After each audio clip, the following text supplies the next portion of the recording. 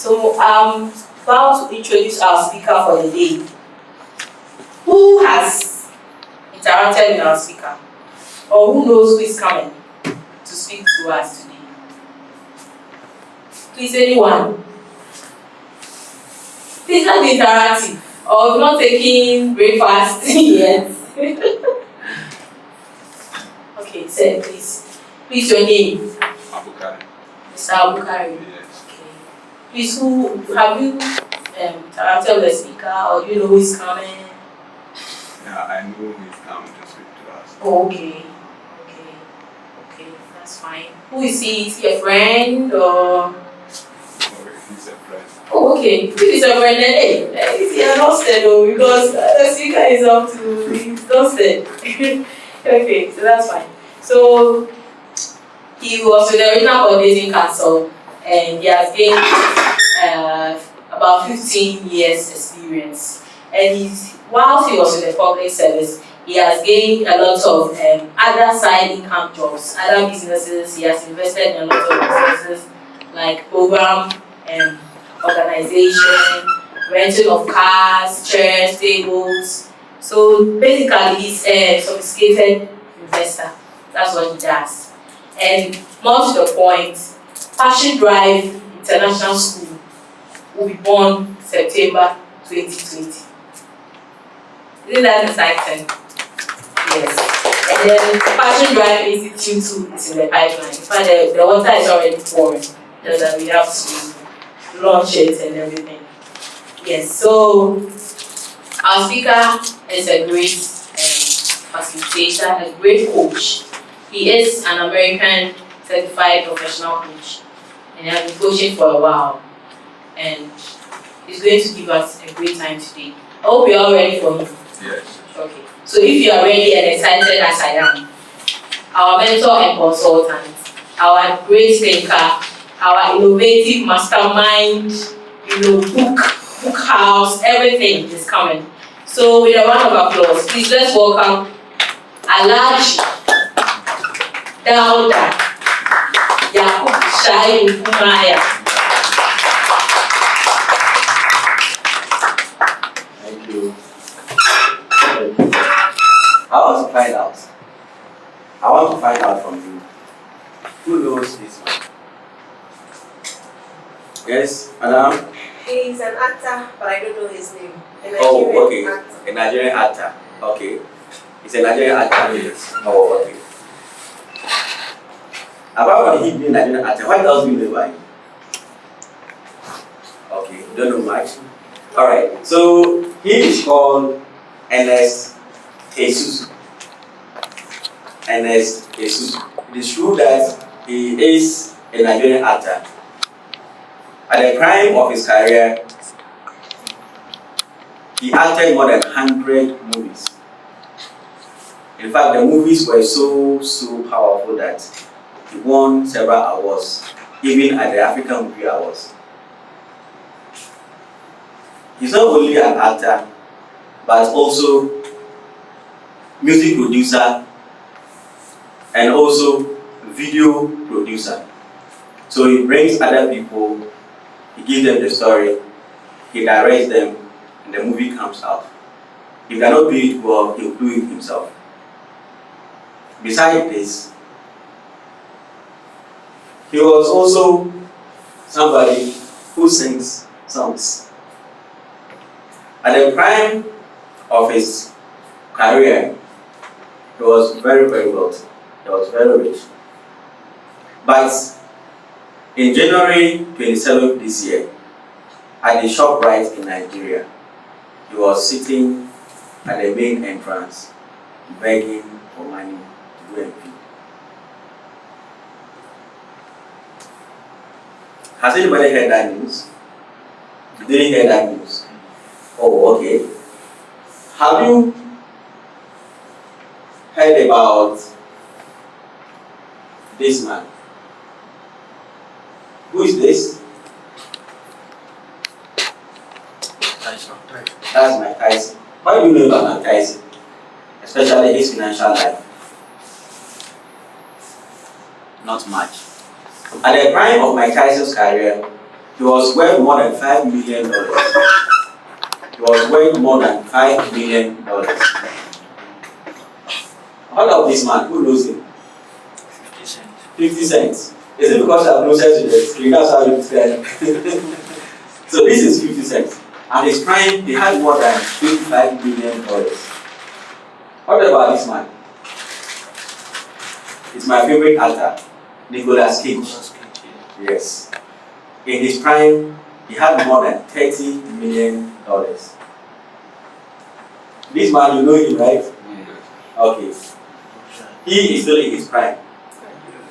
He is still in his prime. But as we see him, it's not as he is. Quite recently, you heard him, yes, and what did you hear him doing? He was disclaiming to our session about He was disclaiming that session that he's not worth $800,000. If not, he wouldn't be chasing police paying him 1,000 Ghana. So, whatever people are seeing him to be, it's not like that. He's a poor man suffering to eat. Quite recently, you heard about this man, Abantiku. Who heard about him quite recently? He's even late. He's even late. Yes. Before he passed on, what was he doing to survive? He was begging on the street to survive. Did you ever think Abantiku would beg No. to survive? No. All these people that are just put on the screen, and those I've not mentioned, but those that you may know in your life, who were people that were well to do, everything was going on smoothly and very fine with them. But then because of one reason or the other, they have turned to people who are better. Do you have such examples? Let me know. Do you have such examples? Do you know such people?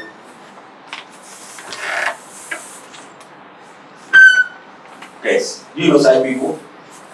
Though, at my local level, so Okay, yes. they are not people that everybody knows. Okay. Who are they? Just mention the names. I know one politician who was DC in my area, Okay. and now he's begging to survive. Okay. Okay. And we know this used to be, I mean, once they're in office, they're very powerful, They are very right? powerful. They can ask everybody to go and program for that. Everyone to go and see. Yes. So, why do you think I am presenting this to you? Why do you think I'm presenting this to you? I'm presenting this to you because life, as we are all strong right now and working, it is not all about being able to earn money at the end of the month. It's not about being able to earn money. People like Nicolas Cage, Mike Tyson and Co, they just go and fight within 30 minutes. The money that goes back home, nobody can even count. So they just cash it into their living, their guest room. When they have time, they call bankers to come with the money counting machines. They count the money and go and down in the bank. The money came in bags, it came in droves. Just like NSSU, who was begging at the shop right. These people, the time the money was coming, it wasn't a problem at all. But why did they end up the way they did? Why did they end up the way they did? I said that it is not all about earning money, but it's about your ability to keep the money, multiply the money, and be able to stay within a budget no matter how much you earn.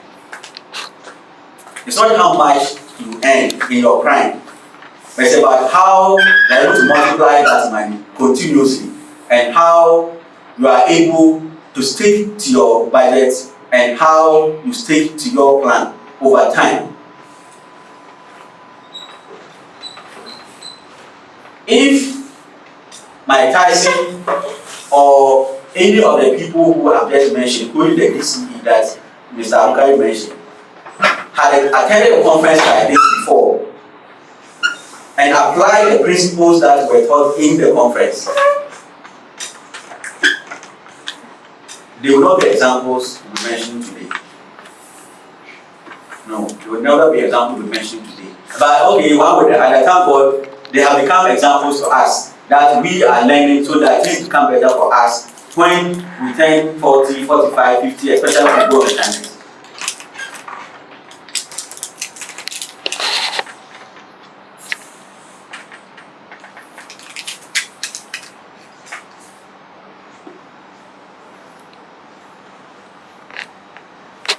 So I want to find out from us, what does financial independence mean to you? Osika, what does financial independence mean to you? Is that okay? What does financial independence mean? When you just hear the word financial independence, what does it mean to you? Yes? Anyway, financial independence. No, not textbook definition. When you say I want to become financially independent, what does it mean to you? You want to try? What financial independence means to have your own income that you will be able to run activities of your own, that you don't depend on anybody, and you don't beg for anybody to support you. Okay. Who else can try? Mr. Sedu? Please ask him for another mic. To become successful in life. Become successful in life. Yes. Okay. So as you were sitting, I brought the pictures of these people. These people. So were these people not successful? They were. But are they or were they financially independent? No. They are still, except Abayintico, the rest of these people are still alive. So were they not successful? Are they still financially independent? Okay. Any more tries? In your mind, if you just hear the word financial independence, what comes to your mind? For me to be financially independent, it means I don't have to depend on my earnings at the end of the month to survive. I must have some money working for me besides what I earn directly. Okay. Okay. All right. Yes, that's not really.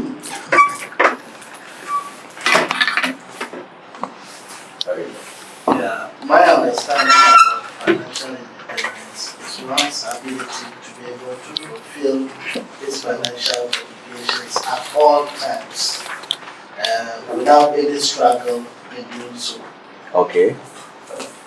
Okay. All right. The last try from Mr. Shaibu. Okay, my understanding is that when money is working for you, it means that you are financially independent. When money is working for you, it means you are financially independent.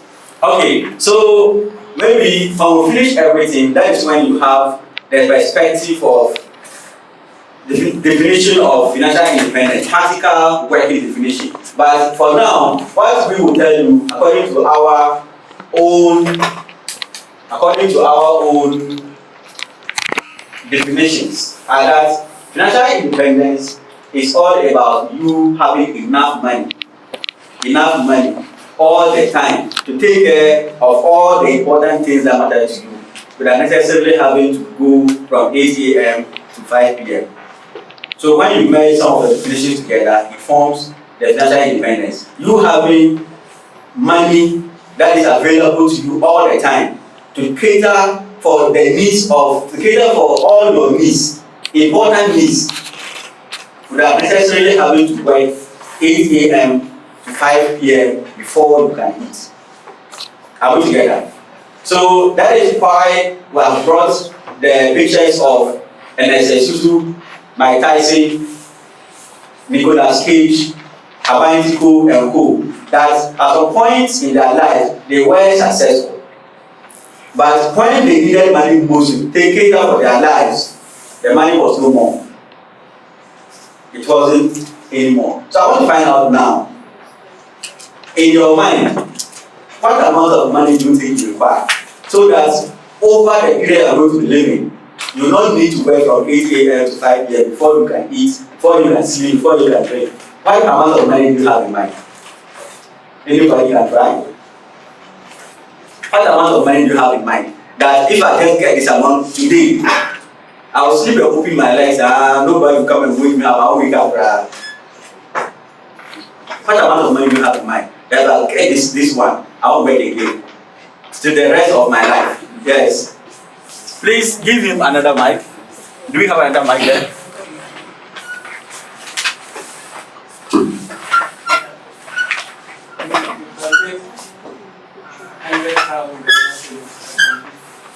Okay.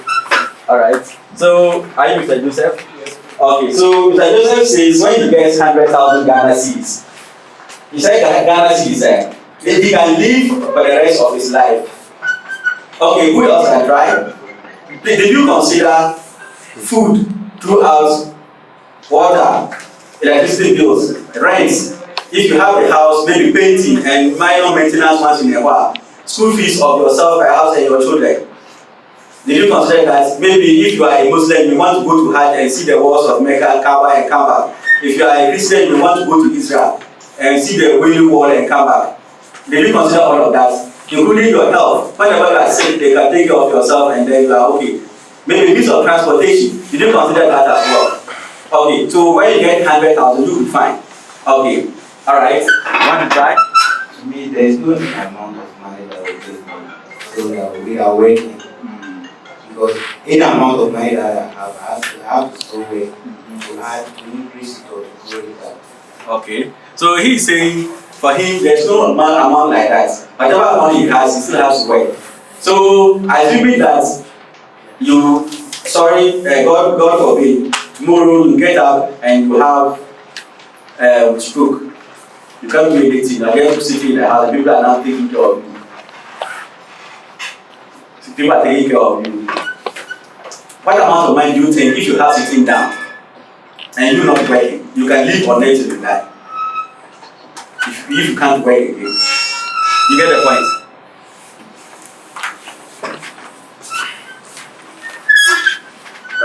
To me, it is about investment. It's about investment. Investing into the business, the future, so that at any point in time, any day when you are in financial crisis, you can get support from any of the investment that you have made. So I'm asking how much money do you want to make from the investment so that you can live on it for the rest of your life? Alright, so they are good price, and where we are, we think alike, so we'll be able to fish out what exactly it is. So with Passion Drive Coaching and Consultancy, over the period leading to the establishment of this coaching consultancy, we have been working around to find out what exactly is the amount that we need to be able to live on it till we die without necessarily having to work. Necessarily, must. Right now, the jobs we have, when they break and are supposed to go to work and don't go, they will call you and find out, right? So what amount of money will you have so that when they break, if you want to go, you don't want to stay? We have been doing this work for some time now, and we came out with something like this. If Mr. Taufik has 5 children with 1 wife and a mom and a maid plus himself, making 9-member family. 9-member family. So either a mom or a dad, 5 children plus you and your wife. So if you are 9-member family, how much money do you need to be able to live on without having to work for money? Right now, what we all do is having to work for money, right? So what amount of money do we need? Our research shows that you need 5 million Ghana cedis so that you can have a decent home, pay all the bills, including medical bills, pay for your boss fees up to university level, be able to pay for health, for any facility, and then for any of the health conditions, have some decent use of transport, and be able to fuel it once in a while, wherever you are going, and so on and so forth. I will get there very soon. So 5 million Ghana cedis, or around just $1 million. Around $1 million. So when you have this money stuck at the wall in your room, Maybe for safety and security, you can put it in Mr. Tofe's bank. But if one, you can put it in your room and you're taking one wine and you spend. You will not need to work again. If you have this money in Ghana, you don't need to work again. In most countries around the world, you will not need to work again, except a few like Britain, where the cost of living is quite high, and a few more. But more than 3/4 of the world, you can live with $1 million.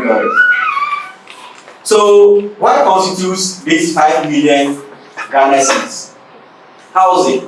So, average cost of a 4-bedroom house in Ghana, not in East Legon or the high-end areas, plus furnishing of the place, occasional maintenance, insurance of the house. So when fire tax, you can pay again. They can come and then build the house for you. So 500,000 Ghana cedis.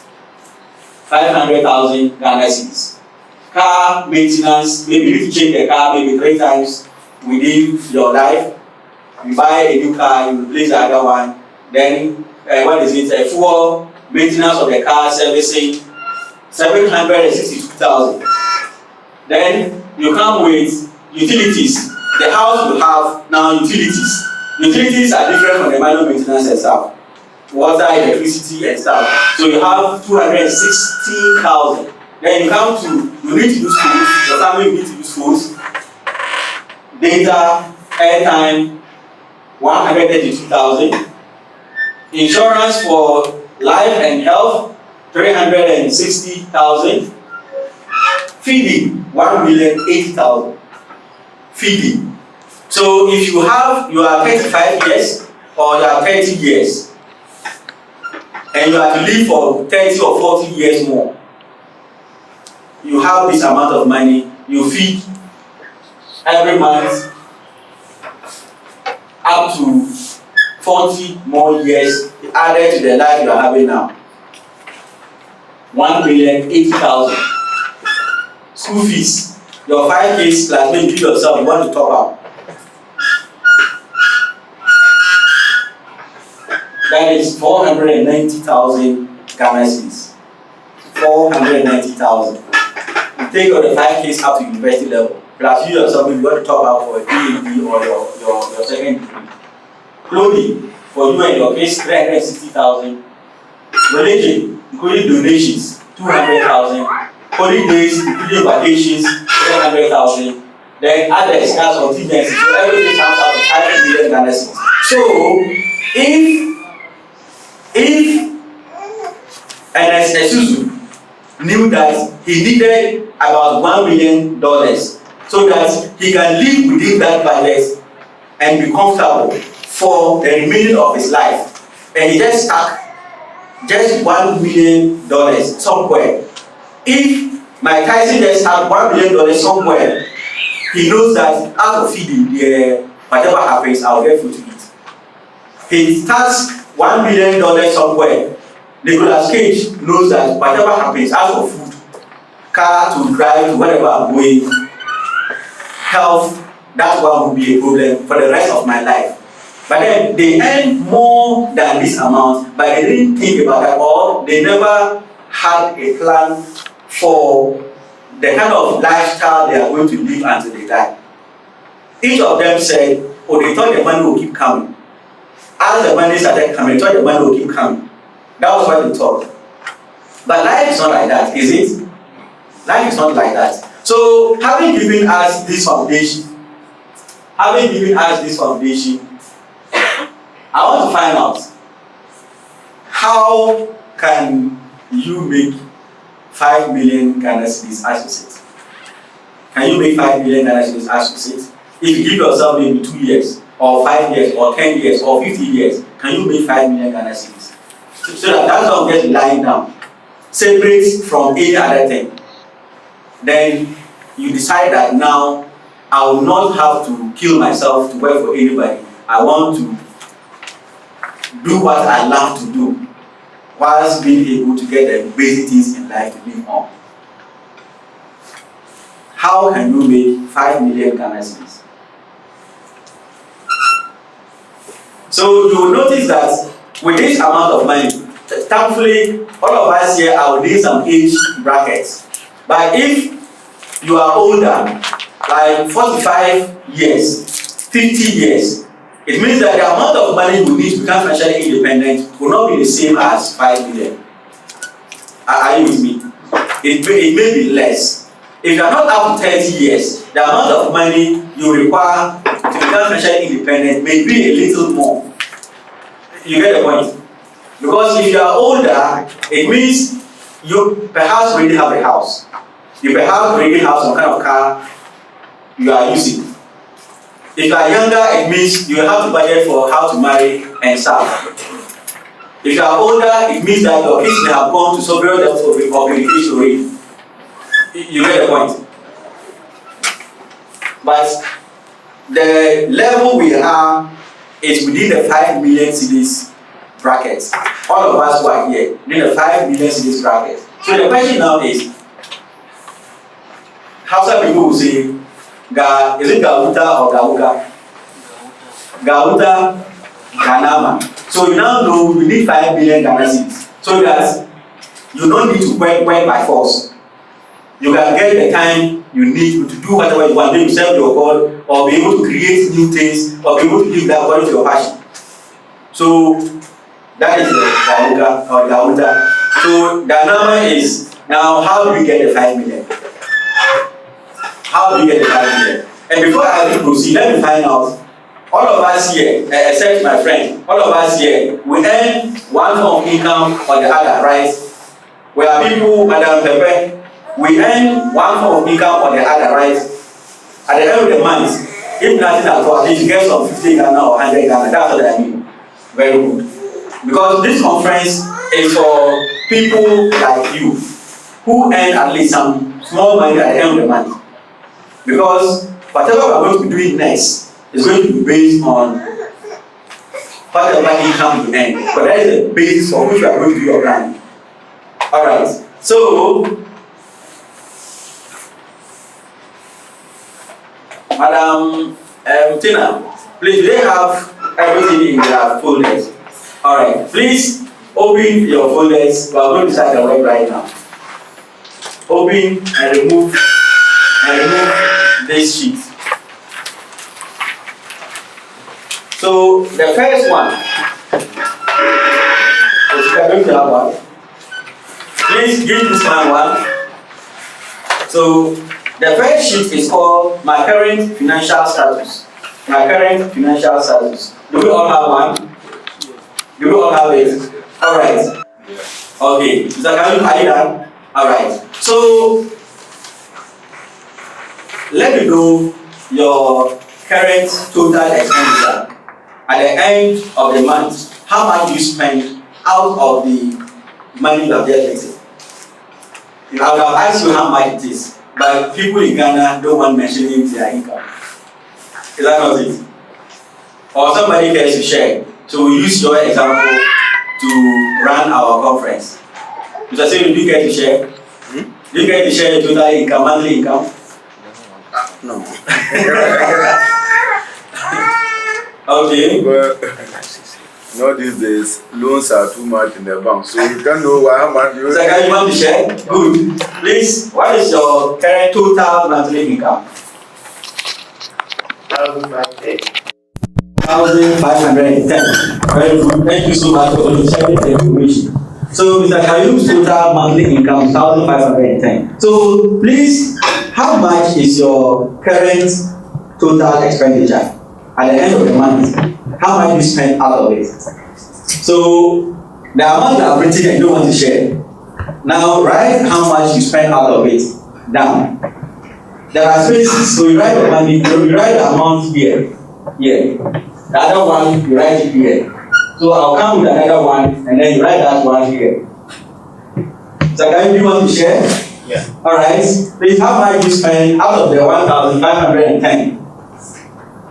800 Ghana. Okay, 800 Ghana cedis.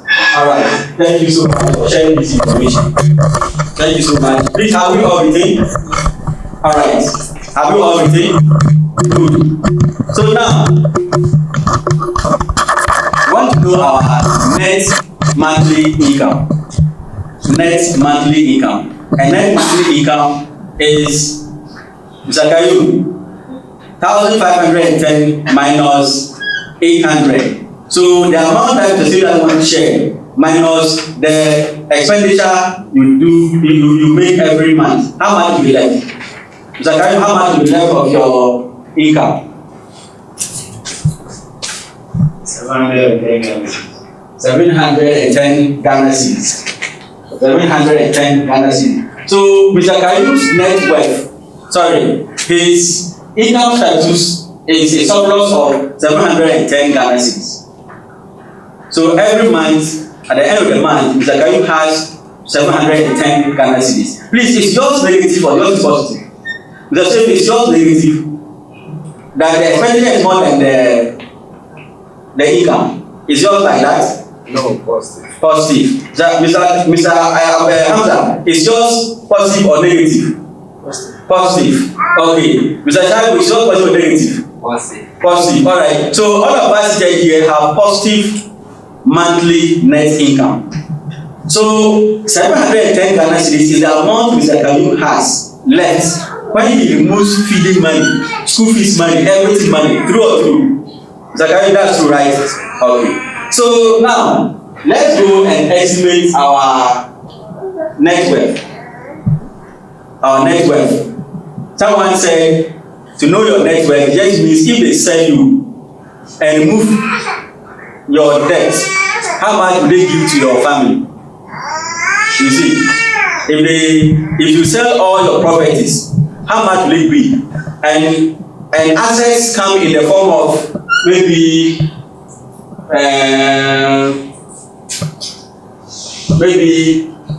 you have some house, you have land, you have a car, you have any form of assets that when you sell, you can make something out of it. When you sell, you can make something out of it. I ever put somebody, the person said, oh, I don't have any assets. I asked, do you have a laptop? He said, oh, I have a laptop. I said, okay, that's your assets. So depending upon who you are, depending upon the stage in life you are, even this microphone that I'm holding becomes an asset for you. You understand? So that when you owe maybe the bread seller some 200 cedis for supplying you bread every month, you owe the person 200. When you are estimating your assets and liabilities, because you can easily pay off that 200, you don't add it to liabilities. But if the 200 is something easy for you that you can't pay, you have to add it to liabilities because if you die, your parents have to pay or your relatives have to pay. You get the point. So even if the liability is 200 million, but you can easily write a check and pay it off. You put it in asset liability, but you know that you can easily clear it. Are we together? Alright, so Mr. Kayu, can we come back to you or we should go to Mr. Joseph or we should go to Mr. Pepe? Or we come to Oscar? Hello? Should we come to you? Alright, so tell us your total assets in value, monetary terms. Oh, as for this one, it's not giddy or basa. Mention be honest with yourself because this is your financial life. You get the point? This is your financial life.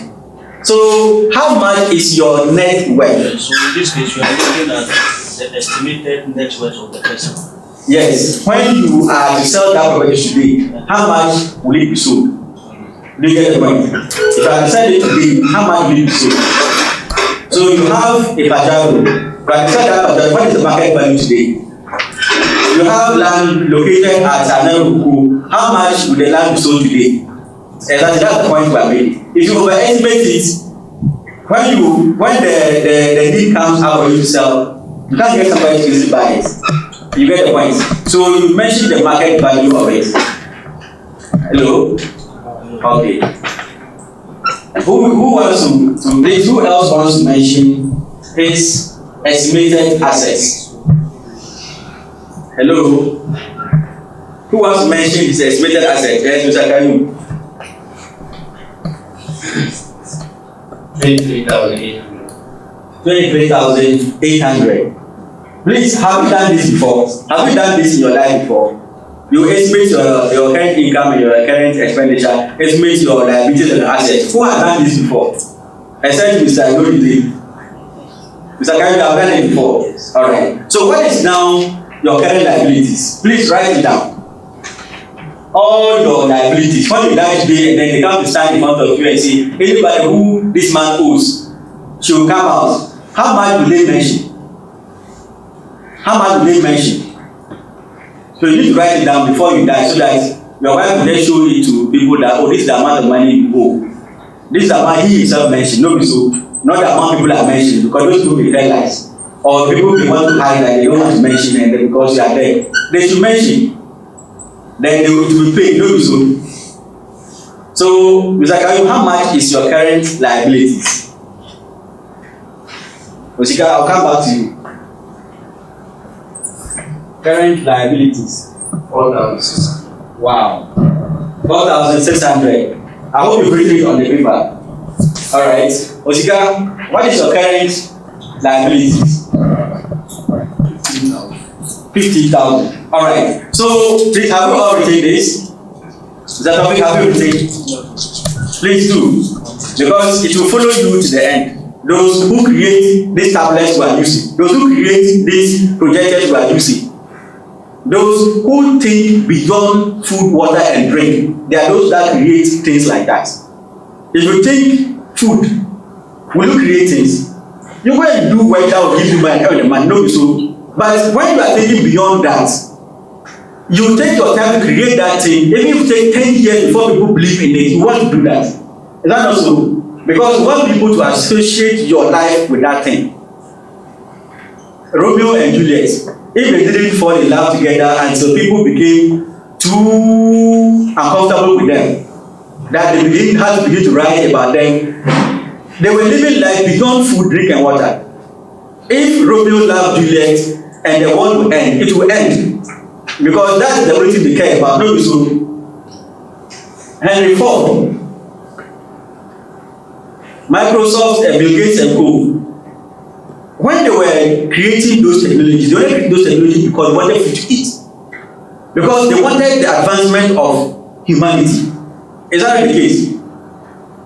Okay, so we are saying that which year do you want to get to so that you will begin to live life again? Are you with me? You will begin to live life. Because right now they are working and your life is about food, water, and drink. So which year? Some said 1 year, some said 2 years, some said 5 years. So that's fine. So the question now is, the amount of money you will be able to make in 12 years is 87,000. But you need 5 million. Is that not it? 5 million. So what can you do? You have to increase the monthly surplus to an amount that when you multiply it by 12 months, by 12 years, you get 5 million. Is that not the case? So let's do that for ourselves. Whatever figure you have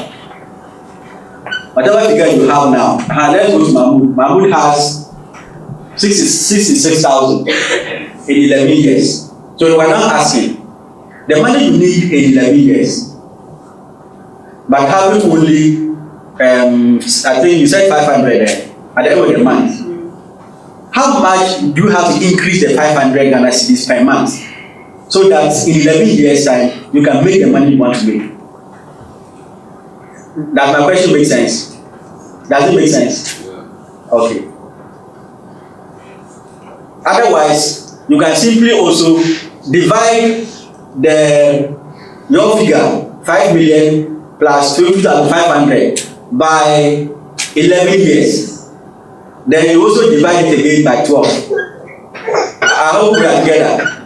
We are saying that your figure is now 4,988,000. Right? So you said in 1 year, in 2 years, that you want to become financially independent. So the 4,988,000 divided by 2 and divided by 12, or yet divided by 24 months. Is that not the case?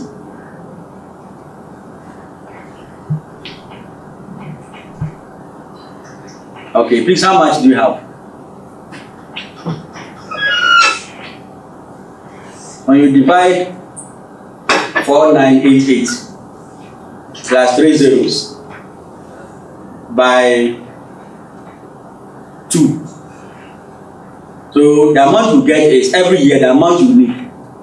Then that figure divided by 12, which is every month how much you need. Are you there? When you mentioned it, when you saw the figure, then you smiled. Please mention the figure. Mention the figure. How much is that? It's 2,07,533. That's per year. So every year, that's how much money you require. So please divide it by 12, so you know how much you need every month. You need those figures, so write them somewhere. You need those figures, so write them in your notebook because we'll come to them later. Are we together? Okay. So you must first of all know the number of years you want to become financially independent. Because like I told you, when I was working with government, I said to myself 32 years. 32 years came, I added another. Then it worked for me. You see. But then I had an encounter of doing my financial independence plan long ago. Long ago. When I had an encounter with some people like Mensa Otavel. Okay, 4,998,000. So that is the money you require to make in 20 years. So now divide that amount by 20 years. When you divide by 20 years, how much do you get? You can help her do that. 249.9. 249. I don't understand the figure. Maybe I'll run your calculator to the. Mama, please help her. She has 4,998,000 and 4,998,000 divided by 20.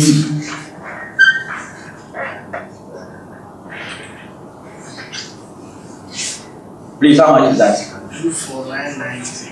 24990. So in money terms, that would be how much? 249,900. So please write that amount. So it means that every year, the 249,000. So now you divide it by 12. Divide that amount by 12 to see how much money you need every month. So that is when we have reached. How much money you need every month. So Mr. Can you divide your 2 million by 12? How much do you need every month? 17,000. 17,000. 2 million. No, it should be more than that. 2 million by 12. I have 17,290. The 2,07,500. 2,07,589. That's the amount you need per month. Very good. So I'm going to work with our figure and then Madam Perpetual's figure, because Mr. Kayu's figure is he lives in 2 years, then he does in 20 years. The rest of us are in between. That's what it is. So Mr. Kayu needs per month 200,000 and above, so that he gets 200,000 above for 24 months. So he gets 5 million. But Madam Perpetual needs how much per month? Is that the figure? 20,855. That's what she needs. 20,000. So you need 20,000 every month for 20 years. Our surplus, so not income. Our surplus, so that you can make 5 million. Are we together? And it will make more sense to you if the 20 years you add it to your age. Do you get the point? So Mr. Tawfiq, the 5 years add it to your age and see which age will you be. So by 38 years, you want to become financially independent. And the 5 years, if you add it to your age, how old will you be? So you are not looking at your financial independence of your age.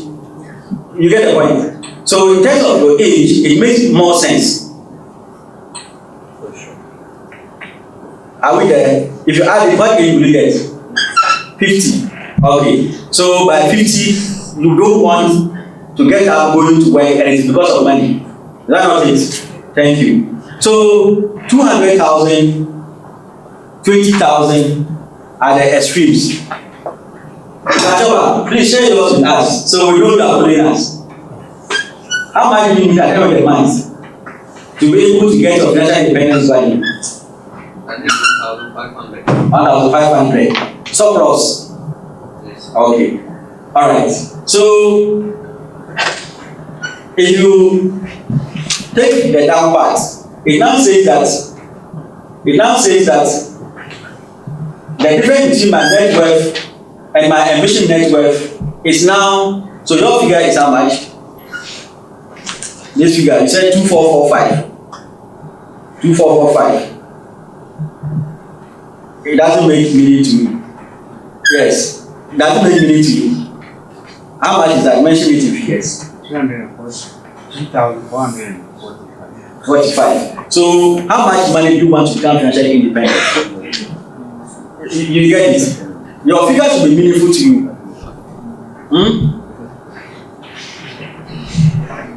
So, Osika, can you help me so that his figures will become very clear?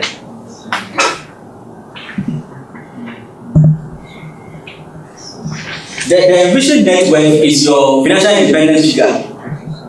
Are we together? The ambition net worth is your financial independence figure. Because when you get there, when Mahmoud gets to 5 more years, Mr. Tawfiq gets 5 more years, and he gets 8, his net worth now is going to be 5 million. When you remove all his debts, you get the point. When you remove all your debt, you are going to level 5 million. So if the properties, the assets are in hotels, are in transports, all those things put together will become 5 million. You see, did you get the point? You see, the reason why this is very, very important is because currently the financial crisis in Ghana, there are some, especially to call them so-called rich men that who were looking at, not knowing they are full of debt. It's not true. Not knowing whatever they stood for was debt. The person had a bank, but the bank, when you remove his own money from the bank, he doesn't have any money. It is the deposit that people put in. That is the one that through which, maybe as a director, he has a car that he changes all the time. If he gets some allowance that he feeds on, he is able to pay the rent of the building. But as soon as the bank runs down, he doesn't have anything again. Are we together? There is a hotel in Tamale here, where the owner, when he passed on, the bank, he took the money from to build the hotel. The bank had to take over the bank so they can run the hotel until they make their money, because he wasn't having any more assets for the bank to take, so that the hotel will become his. Are you getting the point? So in our journey to become financially independent, we are looking at pattering our assets so that eventually when our liabilities are removed, we will still have assets. We will still have assets.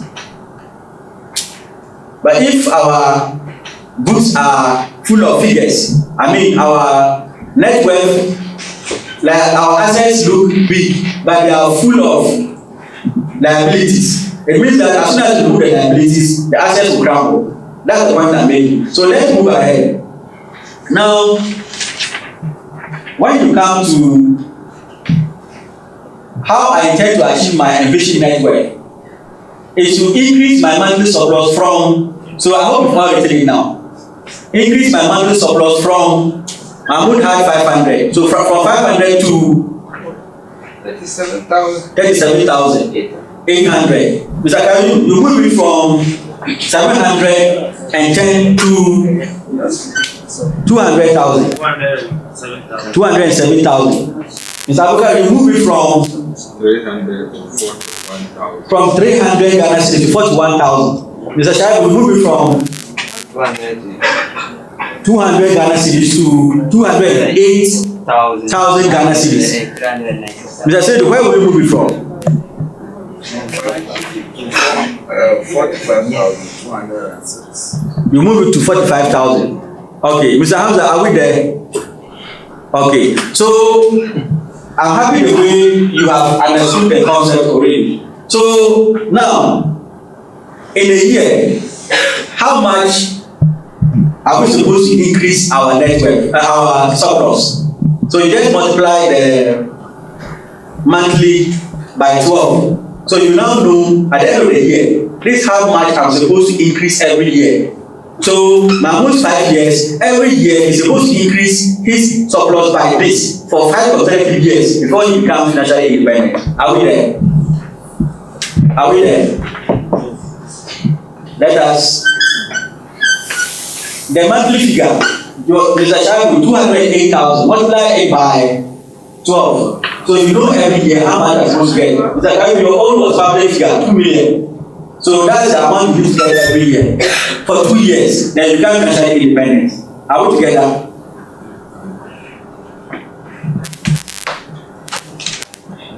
Are we together? Are we together? You had some figure, then we said divide it by 12. That's the one I said you should use.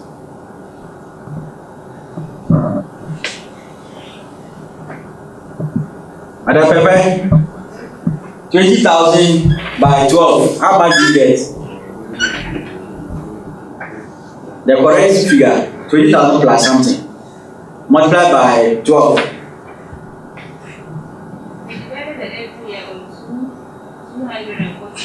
So that's the figure. The 200 and something is the figure.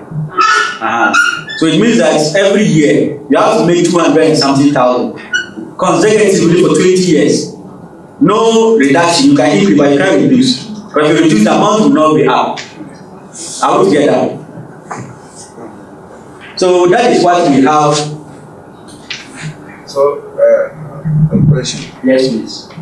So, assuming this is what our program for let's say 5 years, and every year I have to add 1,500 to my to what I'm saying. So, if there is an unforeseen circumstance that comes into, and that year you can't meet this financial amount that you say you are going to, how will it affect your Madam Tina, please take note of the question now. That he knows that he has to make some amount of money at the end of the year consistently for the number of years he has put for himself. But then a particular year comes and some unforeseen circumstance comes in.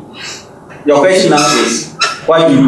Yes. That is, what do you do? Yes. Okay, so as we go forward, your question will be answered or you can ask it again. So Madam will answer or I'll answer.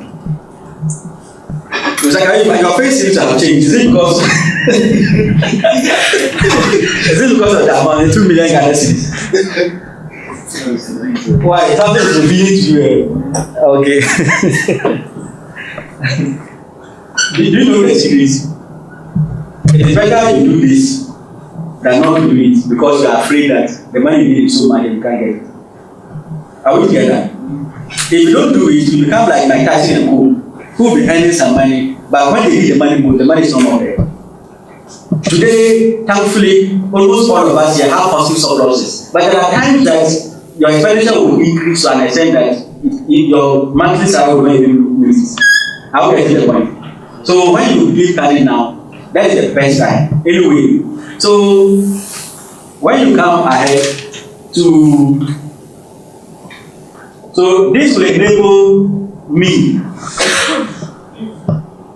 to generate surplus income of, so you write your financial independence figure to become financially independent by, you write the year. Are we together? So it reads like this.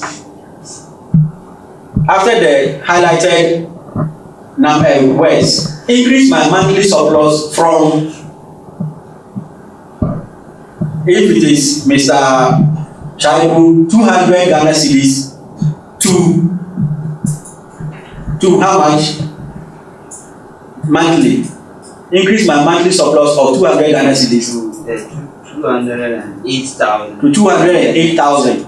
So this is equivalent to increasing my annual surplus from So the annual surplus is Mr. Mahmoud's 500 cedis per month times 12. That is how much? 6,000. So it means that right now his annual surplus is 6,000. Mr. Osika, your annual surplus is how much? Your annual surplus is the amount you are able to save at the end of the month multiplied by 12. Okay, so it is 6,900. No. At the end of the month, what is your surplus? 600. Very good. To multiply by 12. Multiply by 12. How much that's how much? So 6,000. So it's like that around 7,200. So, no. Only the 1 year. So that's your daily surplus. So we are saying that at the bottom there, so Osika is going to increase his yearly surplus from 7,200. Mahmoud will increase his from 6,000. Then you will increase yours from 200 times 12. That's 1,200. 2. The amount in 1 year. You get the point? You see, if you don't create a picture you want, when you arrive at the picture, you don't be able to make the picture. You get the point? So right now the picture you are making is okay. So this 600 I'm going to make a month. That means in a year this is how much. Even though you may not be saving the money, even the money may not be there, but then when you do your mathematics of your income, that is what is supposed to be less. I will get that. So there are these 600 cedis that you pay at the end of the month, and nothing touches it. If you were saving this every month for 12 months, you are going to get 7,200, even though you may not have 7,200 in your account. You get the point? So we are saying that you now have to increase the 7,200 by how much? To become financially independent. You have to increase it by from 7,200 to. You get the point? Now you increase yours to how much? 454,700 something. So that's why you're smiling. 457,000. So that's yearly. Mr. Abuka, increase yours from. You see yearly. Yeah, so your yearly is how much? 300 times 12. Yeah, that gives me 3,600. 3,600. So you now increase your yearly surplus from 3,600 to 49,007. No, to what do you call it? Let me tell you. Yeah. 487,700. 700. Yes, 487,700. So I said we need to be mindful of the figures because we are not likely, even if we are bosses or footballers, you see, and they pay us a lot at the end of the week or after every fight, they pay us a lot. The money they will not put it in your hand. You see, they will write a check. So if you can't read the check which is there, the person who is supposed to be your manager or your accountant may remove 1 0 or add another 0. Did you get the point? In which case you have lost a lot of money. Are we getting it? Are we getting it? In some workshops in India, they say that if you can't write your financial independence figure in numbers, it means you can't make that money. So your own is 4,585,000. So and you can't write it completely. You need to either get somebody who will be assisting you, that you trust, that will work on numbers for you, how to create your things. Do you get it? Even though I'll come there later, but that is the importance of it. You may be a footballer, you play very well, and you can earn hundreds of thousands weekly, but you may not know how to manage money. If they ask you to go and pay for your boots, you don't know how much money to pay. So you get somebody who you are going to pay lots of money to take care of that for you. Anyway, that's by the way. So Mahmoud will increase his from 6,000 to 485,000 per year. I hope that gets the picture now. So you do that consistently for 5 years. So you are able to make a total amount of 4,905,2,500. So this is how it's supposed to be. Are we together? Mr. Joseph, Yeah. are you able to do it just this way? Yes, I'm familiar with. Okay. But you have some challenge. No, I want to ask a question. Okay. Before you this one, increase my monthly surplus from the initial to maybe that is you have to minus it from the net worth, or you are using different. Okay. You are asking, he's asking that when you come to increase my monthly income, monthly surplus from, do you have to minus it from the net worth or no? Remember, when I asked you how much surplus do you make at the end of the month, you mentioned it, and I said put it down, we'll come back to it. You get me? So that is the amount I'm saying you should pick, which is your monthly surplus. So you don't have to increase it by the number, by the amount of money you need every month continuously before you become financially independent. You now get it. You need the initial amount. You have to increase the initial amount. Monthly surplus plus No, you multiply the monthly Yes. by 12. so that becomes your yearly surplus that you are making currently. But to be able to get your figure, you have to multiply it by Yes. number of years you want. Are we together? Yes. Are we together? Madam Pepe, are you there? Mr. Ibrahim, are you there? Are you working with it? Yes. Okay. My monthly surplus from is 900 to just multiply the 900 by 4.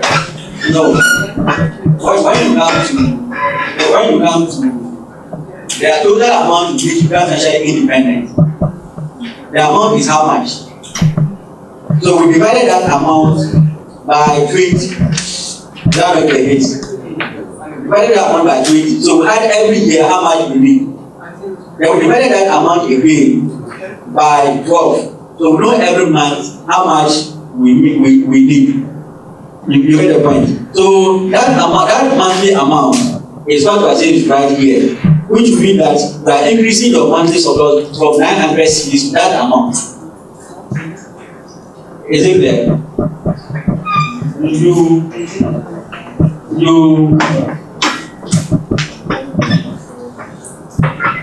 It's not there for you. Okay. So, sorry. Let's come back here. Please, those of us who are not so clear yet, we can pay attention here. Yes, I wish that you pick one value. Okay. We work on that person value. I think it will help us than everybody having different values and those confuse us. Okay. So it means that we are not going to work with our own values. Yes. We are going to work with the dummy. We'll just pick somebody, one value, so I will be working with them. Do we all agree to that? Yes. I should go by that. Better. No, better. So at the end of the day, we are not coming out with your own Our plan. boss started by giving us his finance. That's what some of us were using. Oh, okay. Okay. So Mr. Kayu's figure is only 2 years for him to become financially independent. But you are not going to use 2 years. Do you get the point? We are not going to use 2 years. Yeah, maybe if we get to that place, you can say if you want to use it for 20 years, 30 years. You divide the total figure by 20. By that. All right. So let's go to Mr. Kayu. Mr. Kayu, your monthly surplus right now is 710 Ghana cedis. But you need 200. You need how much do you need per month? 49,000. Yeah. 49,000 per month. How much do you need per month to be able to become financially independent in 2 years' time? A month, Yes, 207,000. per month. So 710 Ghana cedis is what he earns now as surplus. But before he can become independent in 2 years, he needs to increase that to 200,000 per month.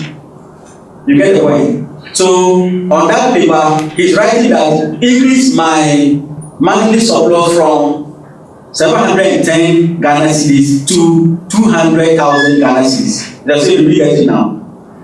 Do you get it now? So you now come down. This is equivalent to increasing my annual surplus. So your annual surplus is what you do now. So his is 710 times 12. 710 times 12 is what? 8,550. Very good, 8,550. So increase my annual surplus, which is 8,550 to 520 to the kind of annual surplus you need is 2 million and what? 2 million annual. Yes.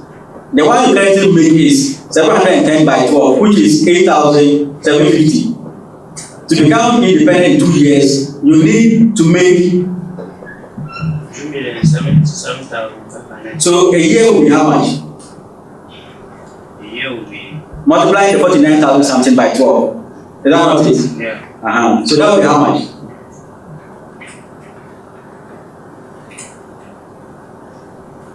$1 million something. 1,224,000. Exactly. So 1,227,000. That's what it is per year. So he works that way for 2 years, so he gets there. So we are saying that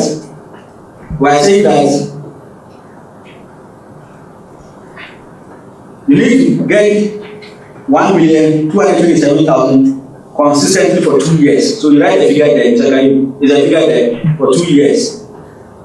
Then this will enable me to generate the total figure of the financial independence figure. 4 million. 4,980,800 by 2 years. 2023. You get the point? It is just for you to just add them to each other. Because this must be clear on your mind. You see, if it's not clear on your mind, you'll be taking salary, you'll be spending. You may be taking from a bigger allowance, you'll be spending. It won't fit into any plan at all.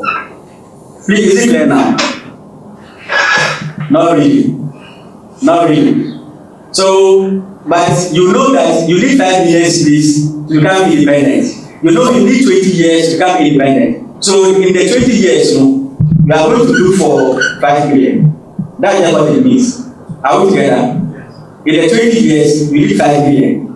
So every month, what work you have to do? Every year, what contribution you will make towards the 5 million? That's just what we're trying to do here. Okay? I'll just break it further down for you so that you can't take away. But since it's not too clear because of your years and your values not being correct, perhaps it is because of wrong net worth and wrong surpluses. That's how such figures are not too clear for us. But all the same, we don't need 5 million, we don't need 10 years or 5 years or 2 years. So what are you going to do it by that time? Then you get that figure. So let's stand here. We are going for snap shortly. Let's stand here to the paying sheet. It's going to be a commitment for you. A commitment for you that you have. So if you write anything on it, or write your name, that I, Mahmoud Idrisu, Abdul Karim Ziblem, Ibrahim Nuridi, Jan Amenyona, Masa Cheba Fosilus. Have you written? This one is our names. Have we written? So I, Shai Umaya, commit to increase my average monthly surplus from Zakari. You can write this. Zamamu, you can write this. Topic, you can write this. Those who are clear about the monthly figure they need.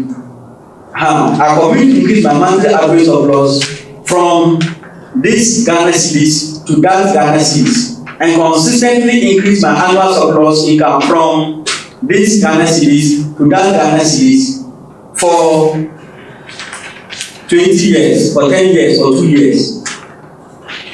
This will enable me increase my surplus income, enable me increase my surplus income of this by right to that figure we want in 2023, like you said, I become financially independent. And that's the consequences. If I do not keep my commitments are, maybe if it's like you want to buy a second wife, then you say that I will not buy a second wife because I didn't achieve my financial independence. Are we together? You want to go for vacation in Hawaii. Because you don't achieve financial independence, you say that okay, the consequence is that I will not go for my vacation.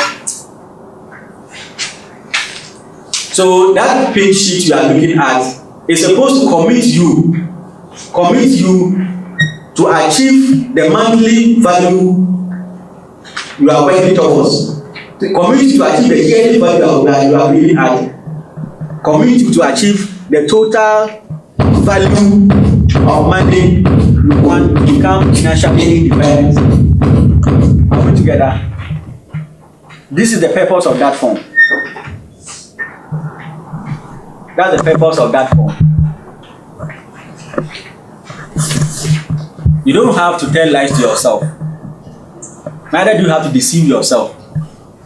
Because the theme for the conference is you become financially independent by earning sustainable side income.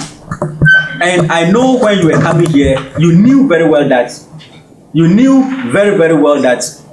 it is going to involve work. Is that not the case?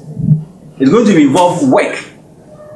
A lot of it, of course. And the work just started from here. It just started from here. So you are committing yourself to achieving your financial independence, and you are committing yourself to yourself. I hope you get the point. You are committing yourself to yourself to become financially independent. Does it make sense? Mr. Mamu, does it make sense? Because most people in Ghana, especially those who are serious about their financial life, they are people of honesty. So if you trust yourself that me, I don't tell lies. So now you are committing yourself that you want to work to achieve this figure by this year. So if you don't achieve it, what then have you become? You have become a liar to yourself. You have become a liar to your soul. That's the purpose for committing yourself to that. If you know where you go, you do anything, then don't commit yourself. If you know you don't increase your monthly value from 710 to the figure you want, then don't commit yourself, because the time will come and you become a liar. Are we together? But if you know you do it, start it from today. Start it from today. Work towards it, and you will make it. It's not magic. It's not magic. Thank you so much. This portion of the presentation has finished, and we will please come again. We'll pick another presentation before we go for the snack. Don't worry, I'm fine. I only have to drink some water. Please, are we together? Okay, then Madam says questions and answers. Any questions for this portion? Thank you very much for the when we started, I wanted to ask one simple question, but I felt that I'll wait until we are done. While we're going through the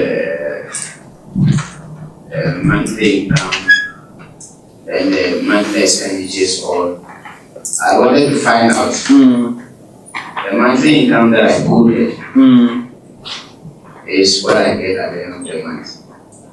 So what I expect in the near future, maybe an increment or something. If I want to project for my current asset, that is the possibility of adding the expected figure. You will complicate matters for yourself if you do it that way. The government say, to which means If a blind man says he's going to throw stone at you, it means that he has stepped on the stone. So the one you have is the money you are currently making. What is the guarantee that tomorrow you make that the other one? Exactly. So that is why when you have your plan and then something along the line changes positively, it pushes your plan further. You get the point? Because along the line, like Mr. Sudi said, something unexpected too can happen. Then the unexpected money will be used to solve the unexpected problem. Are we together? Any more questions? All right, finally. Okay. Finally, I would also want to find out the expenditure for increments for fees, house rents, and gross or other increments. If I want to capture my expenditure for the next 5 years, is there a possibility that I can project that if I'm paying school fees for 100 cedis today, tomorrow it will be 150, and next year it will be 200, and capture it in that amount? Exactly. Because right now you know the amount you are paying. Yes. And you know the trend of increment. That is better for, or yes. Take the 100 Ghana cedis. No, you don't take the 100 Ghana. But if you are calculating your current monthly expenditure, you calculate the current fee amount. Thank you. You are welcome. Please, are we together? If you don't do this, to know how much money you need in 5 years, to know how much money you need to make in a month, you can make 100 billion today, tomorrow the money will finish and you'll be surprised where the money went to. I'm going to clear the barrow, then Kabukan into Puhakaya. I'm to right now. Kautu dwelling into Puha. By which I'm saying, those around North here, these things are common. People like Honorable Eko, every day I believe people are always coming there. No, so there's no reason. The brother will come and tell you that, oh, the wife has given birth, and I teach you. If not you, he doesn't know how you can really yourself now. No, I did this thing alone. That's the case. So the point we are making is that your mouth may be too heavy to go to somebody and tell the person that, oh, give me 20 Ghana cedis or 40 Ghana, but these are not easy. That's the case. That's the reason why you need to be so disciplined that you can spend the one you are making very well and be able to make more so that you can give more. But now you don't have more. You need to even make more before you can fit into your home. And even if you don't work, you can still live on it. So we are saying that look into your personal financial expenditure. Remove some of the things that doesn't make sense to you. This calls for the fact that if you don't make monthly budget, you have to make budget. If you don't make budget as a monthly income earner or regular income earner, then how are you spending your money? Are we getting this? If you are married already, sit with your wife. Light bill is how much? Then you write. Water bill, how much? Then you write. Bag of rice, how many months do we eat it? Then you write. Bread, from month beginning to month ending, how much the total bread we eat? How much total sugar do we eat? You get the point? Tea, Milo, how much? The children's diapers, how much do we spend on it? So you and I will write all this, or you don't have time, let's write all of that. So you know the total value of all the things you use that you cannot do without. So now you have studied this, you have approved it. So it means that every month, that's the money you are supposed to give out there. When you take your salary, just move everything that is in the budget. Because you and I agree on it, then you give it. I hope you get the point. So now you are left with whatever you are left with. But if you don't do the budget that way, that is what calls for spending when you don't intend to spend. Because she hasn't come to ask for children diapers because there is maybe 2 or 3. Then all of a sudden, you are giving her some money for a bag of rice and then some tomatoes and stuff. Then the rest of the money looks big cow in your pocket. Then you decide to now go out and then do some dashing. Then you come back the next day and then diapers come to knock your face. I hope you get the point. We are realistic people who live on realistic budgets, but then we spend unrealistically. So when you do the monthly budget that way, it helps you know the total amount of money you spend at the end of the month. Then whatever that is left, you know where to put it. So we are saying that the amount of money you have left, 500 cedis, Mahmoud, can you do better with the 500? Can you do better? Can you get more than the 500 from the money you're still earning? You make 300 at the end of the month less. Can you do better than that? This is the question I'm asking. So do better than that by investigating into whatever that is that you are spending on. It may even call that if you are using 2 air conditioners in the house, put off one. Is that not the case? One way or the other, you call everybody, come to the living room, all sleep now because we want to off the other one so that we can save some currency. Is that not the case? If your house is enclosed, okay, this month till rain start coming, we're not going to use AC, we're going to sleep in the yard. No, so then you switch off the ACs. If there are difficult people in your house, you can go and let the repairer come and remove certain things inside. When they switch it on, it doesn't come. Because you are doing that for a period of time. So you are able to get some value of money that you want to build on. Not that you are denying them what they could have ordinarily enjoyed. Are we getting the point? Are we getting the point? If you don't buy the bullets, let's go ahead.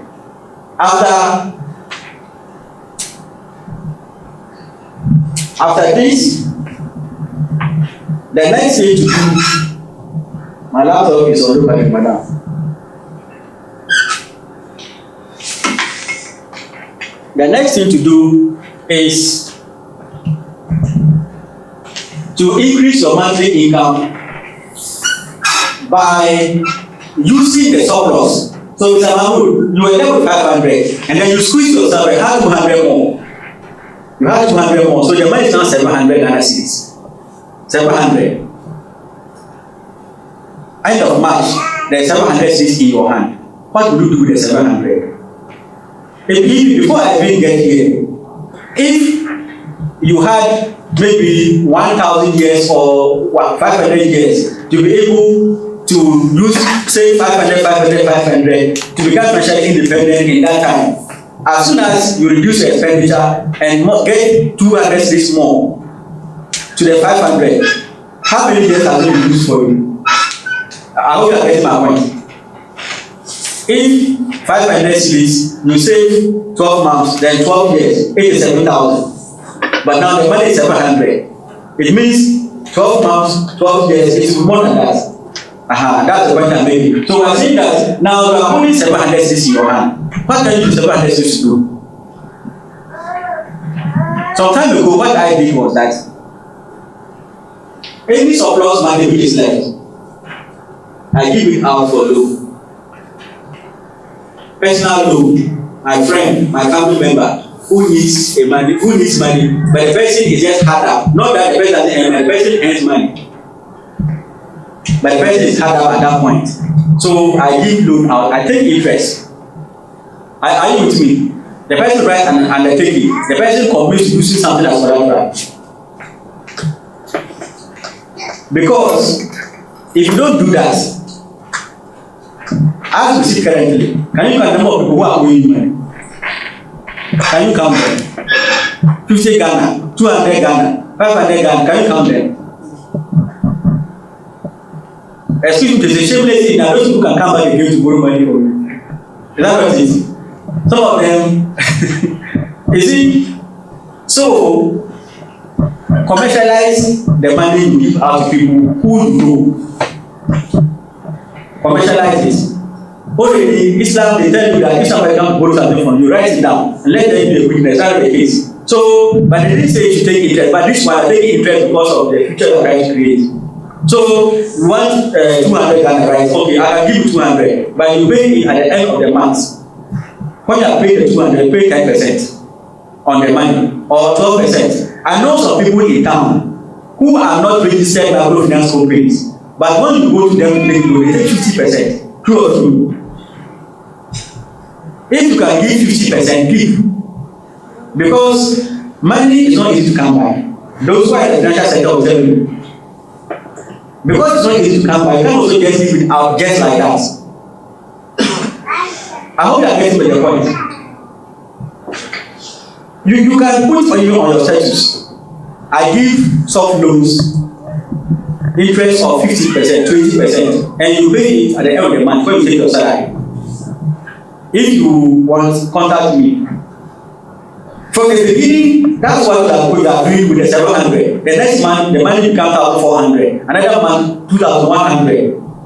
So the value of the money you give out to those increases by the number of months you are working with. Is this something you can do? If you can't do this one, then continue to give the loans for nothing. Just give it out to the person. If the person pays 5, the person pays 5, no it is. Can you continue to do that? No, you can't do that. You can't do that. So when you give loans, personal loans, informal loans, but you formalize the true right of undertaking. You formalize the true letting them know you pay 10% or 20%. You formalize the true letting them put something as collateral. You formalize the true getting somebody to be a witness. Are we together? Because that thing can never die. One Ghana is not dying.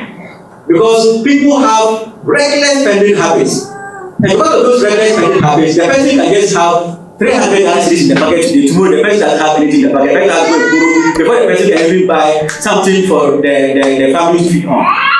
Because of that, loans are going to continue to be needed.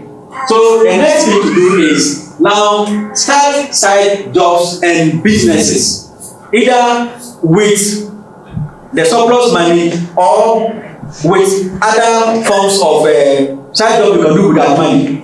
We will get there very soon. So I said, if your heart is not strong enough, excuse me to say like me, where I can loan you money and put interest on it, and say at the end of the month you are going to pay interest, then you put your shoes as collateral, and the month ends and you don't pay, then I'm going to collect all your shoes, put them under my bed. You need you to go to school to teach your children, you don't have shoes. What do you do? Now come and pay and take the shoes. Rashid, when we were in Montabale, I ever did zero. You remember zero? I did zero that way. Zero came to, zero was a teacher. Thought for long, head teacher. You want to get 15 Ghana, say how much? 150. 150. We went around, didn't get. So I had. So I said, I'm loaning you, but I'm taking your shoes as collateral. He said, oh, he thought because they were on vacation, he would need the money long, you get the money paid before school comes. He didn't get the 150, but the man and the two started spent. Then school opened. Now he didn't go to school, he didn't have shoe. He comes to my elder brother, you talk to, I said the shoe and it's under my bed. If I pay the money, he's not taking the shoe. Because then, back then, that's about 15 years ago, I knew exactly, no, 20 years ago, I knew that one day I'll need that money, and I can't afford to let the money just go like that. You get the point? Then I said, invest in side jobs. What side jobs can you invest in? Look at this one. This is the one I love so much. Currently, each of us is the way we do that we get paid for. There are skills we have, right? So if that skill is so important that government will employ you or your company will employ you and pay you because of that, can't you do that work privately? So that your company pays you, but then you do that work privately, so people know this is the skill you have. So you do that work for them and they pay you. Examples are Rashid, you are a teacher. Madam Pepe, you are a nurse. You are a banker. Mr. Seydou, you are a teacher. You will have skills. That's not the case. That's why we were employed. That's not the case. So that skill, which we build experiences upon every time, apart from the government or the company employing and paying us, what are we supposed to do? Are we together? What are we supposed to do? When I was with environmental health, one of our partners were Zoom Lion, they knew because of the position I was occupying in environmental health at the RCC, I had privy to lots of information. So once in a while, they will contact me to give them a proposal, write a proposal to them that they will submit somewhere and get some contract or somewhere. I do that. The least amount they ever pay was 1,000 Ghana cedis. 1,000 Ghana cedis. SNP and other NGOs were there. You do the work. You are in the work doing it for your main salary. But then, because of the trust they have, because of the knowledge they don't have in the work, they contact you or you reach out to them you do the work for them and you charge them. I hope you get the point. So if I'm a nurse, I go to work 8 a.m. come to 2 p.m. So from 2 p.m. to 8 p.m. can I do something with my nursing skills? In the local area, don't people fall sick of malaria? Don't people fall sick because of petty things that they get to hospital that you could easily treat them whilst you are in your same area? If you are a teacher, maybe a subject teacher, you know the man. These days, people like Mr. Tofik Deko, they want their children to learn the man more than we do. Is that the case? And then there are some among us who have taken the man in the university, or an English language teacher, or chemistry teacher. Teach that subject, let people know that this is the subject you know best. They should let you come and teach their children and they will pay you. Is that the case? Mr. Mahmoud, you are an internal auditor in passing drive. If we didn't know we need an internal auditor, tell us that we need it because we need, for the good image of the company, we need an internal audit report once in a while to get our documents safe. We need not go into trouble with internal revenue people, neither do have to go into trouble with Registrar General. So all the time, so you let us know the value of this, then we'll pay you. Mr. Brian, you are a teacher. We want to establish Fashion Drive International School. We don't have any money, we don't even have time for that.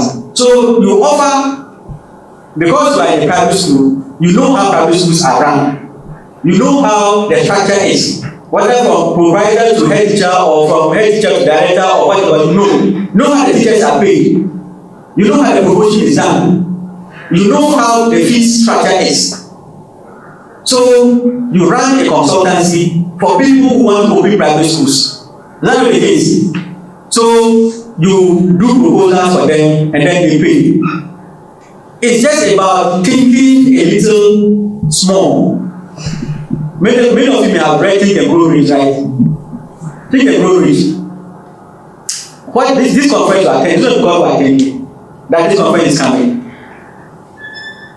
So the skills you have, what else can you use the skills to do? That is where so many people get to know that not knowing the value that you are paying before is far lesser than what I am reporting somewhere. Can we do that?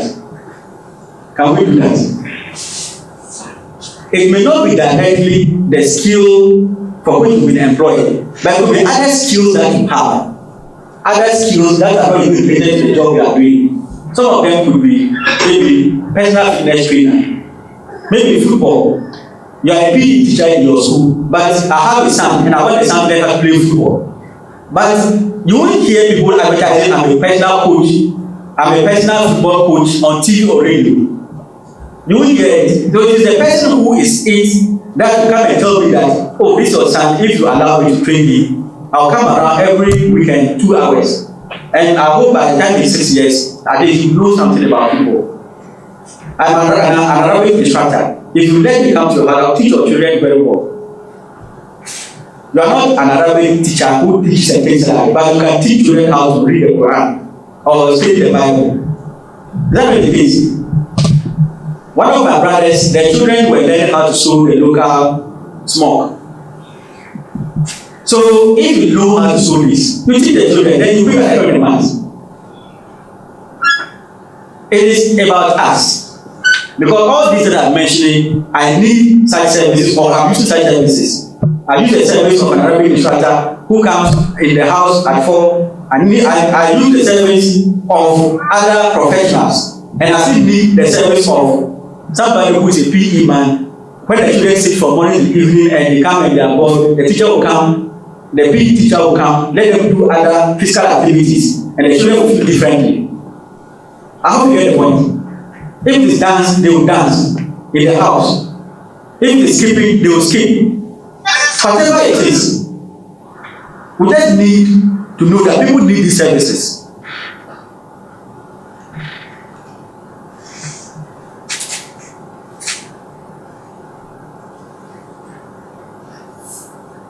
Yes. How many of us don't have licenses? In our conference last year, we said before you finish your national service, you must have a driver's license or a rider's license or both. you must know how to ride and drive and have license, even if you don't have a car. So that as you decided to become financially independent, you are trying to build your financial independence fund. You have several hundred at the end of the month. You started doing it out for loan. You also have a driver's license. So you close work at 2 or even 4. From that time up to 8 p.m. when you sleep, what do you do? 10 p.m. when you sleep, what do you do with that time? You sit under the battalion in charge. No. Now you have your independence plan. That's the case. Maybe you didn't have this today, so that I don't know what you're trying to do. But now you know what you're trying to do. So if you know how to drive, these days it is usually that fetch quick money. It used to be taxis, but now it is yellow. That's the case. So tomorrow, if you see me riding yellow, picking people and taking money, how would you see me? I don't even mind you cry because I know what I'm doing. That's the case. I don't care what you think, but I know what I'm doing. You should be ready to stand alone in the journey you are having. If I have a degree or PhD, that's the PhD feed me. It is when I do that this that's the case. So I know I need at least 500 cedis for the yellow to add the 710. And if I ride it for 2 hours in a day, I can make the 100 cedis. Tomorrow I ride again. At the end of the month, how much is that? This number is not for me.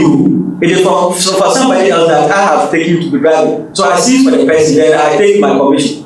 But if I had one or I could buy one and drive myself, it means that I can drive it I can even drive it to work. As soon as I close to work, my police drive my first line that I'll drive to the house, from which I just continue.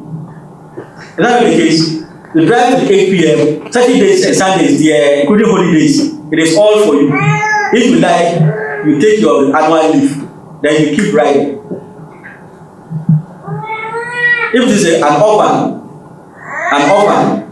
or this market cars, the care trucks, you drive them to the market push away, start take your money. All you care is about the money you are going to make and add it to whatever you are making, which doesn't conflict with the time you spend at the office. You see, this thing, our areas have become congested. Most of the areas, except some of Sarah and other places. You go into certain areas, even a place you need, you can't get through or through. You can't even get. Talk less of toilets. And in those areas to the forest is very far. So if it is your father's house, let me say, or your own house, and there's some space in front there that you can put some decent urinal that people passing can pay 20 pesos and urinate. Or you have a place in the market, or you know somebody in the market, and you know the market is congested, people are just struggling to urinate. You put some kiosks at the corner, they begin to urinate. Or where you are sitting every day to chat to your colleagues, parking is a problem. You just do those tasks. Is that not it? Do some red wire that you do at the airport. When you are going to pass there, you pass in between. Or at the hospital, you pass in between. You just do that. The person comes to park, then you lock the place and take the car, the key. The person comes, you give it back, take the 1 cedi. The person will move. You add it to your surplus. How many of us don't enjoy watching? Especially the one that is done by men, sold by men. Tubani, how many of us don't enjoy it? And how many of us don't complain that the one we are eating is full of sand? So why don't you do the one that you can eat and enjoy? Then the police will come and buy it. You get the point? The police will come and buy it. Because if I buy the tubani today and I eat sand, tomorrow I won't come there. If I come to buy the tubani and I see that she's an old lady who even personal hygiene is not something she practices, I will not want to buy from her, even though I need to buy, but I'll buy from her. But then if it is Madam Pepper who is selling, I know that, oh, as for personal hygiene there, forget. I'll buy from her. Cocoa. Wow, imagine you become a cocoa seller. You are laughing, but I'm not laughing. I'll come and buy your cocoa. We were talking about some other things some time ago, bread. You supply bread, everybody in Tamale. And the bread is nice. People eat, they pray for you, even though they have paid for it. How would you get more money? You bake bread. What is the name of the man? Is it Azumi or what is the name? Asami. He's a man, but he bakes bread, and when you eat the bread, you think that is the grandmother who taught him how to do this. But he himself just came up one day and said his condition is not the best. He has to learn something. Started making the bread. The things we use every day are the things that will give us the money. Is that what it is? This one. Most of us, where I live, in my house in Sanaroko, who knew that if there was a shop in that area, people would buy this? But our neighbor who opened the shop there sells many things. Sometimes we don't even go to buy things, every day we also have a shop. Because it is very near. As soon as you just sleep and get up, you can get up with your dirty face and go and buy the water, the drink, the biscuit, and the petty things that you need for your children's snack. So, where is it?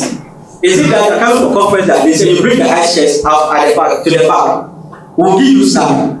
But some people cannot do that, so we'll not be so. But now, how many of you would buy so from that person? Or they call it thick, or what do they mean? Thick or light.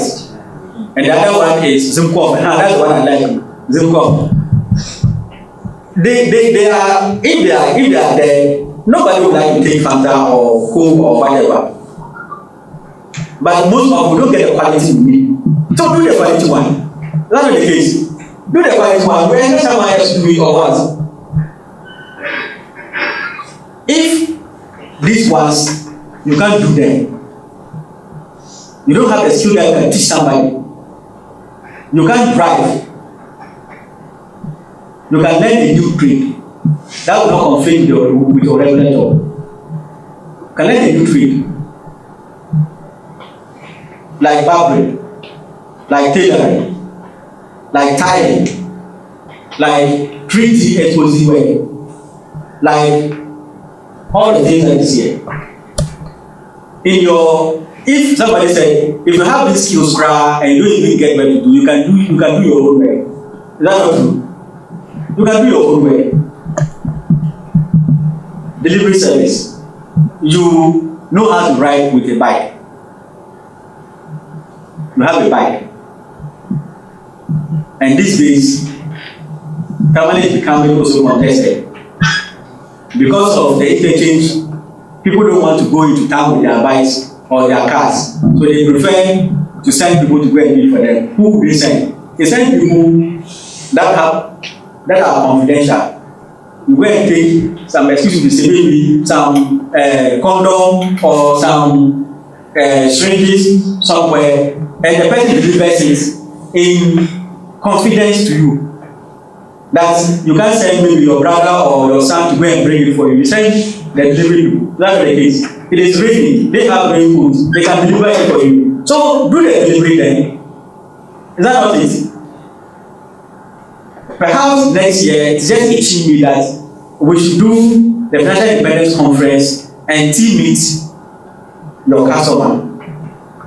How you can send your customer to get money from the customer. I'm thinking we should do that next year. Because as I mentioned all of this, and as I mentioned it somewhere, people begin to itch and strike themselves as if when they do, they're not get able to buy. What of your own family, your own friends, circle of friends? Those of us who are in this group, tell me who came here and it's not because of one relationship or the other. You get the point? Your family are those who are the first point of buying your product before other people will not come and buy. That's what it is. Your friends are those that will buy before other people come and buy. Your neighbors are those that will buy before others come and buy. So that when strangers that don't know begin to buy your product, it means that your product is not going far away. I want to get the point. Because if you don't buy it, the strangers will not buy. Graphic designing, web consulting. when we were developing this website for Passion Life Coaching and Consulting, there was a time that we said, so internally here, no, is there nobody that we can just call for the person to help us develop a website? They are there, but we don't know them. You get the point? We don't know them. They are there, but we don't trust that they'll keep our information confidence. They are there, but we don't trust that when they put the information and we need them to come and update it, they will easily be available, but they are trustworthy.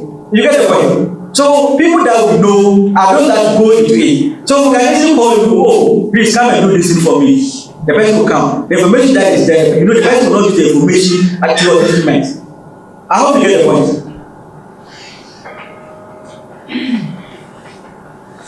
Social media manager. This morning, I had to send messages to Mr. Taufik.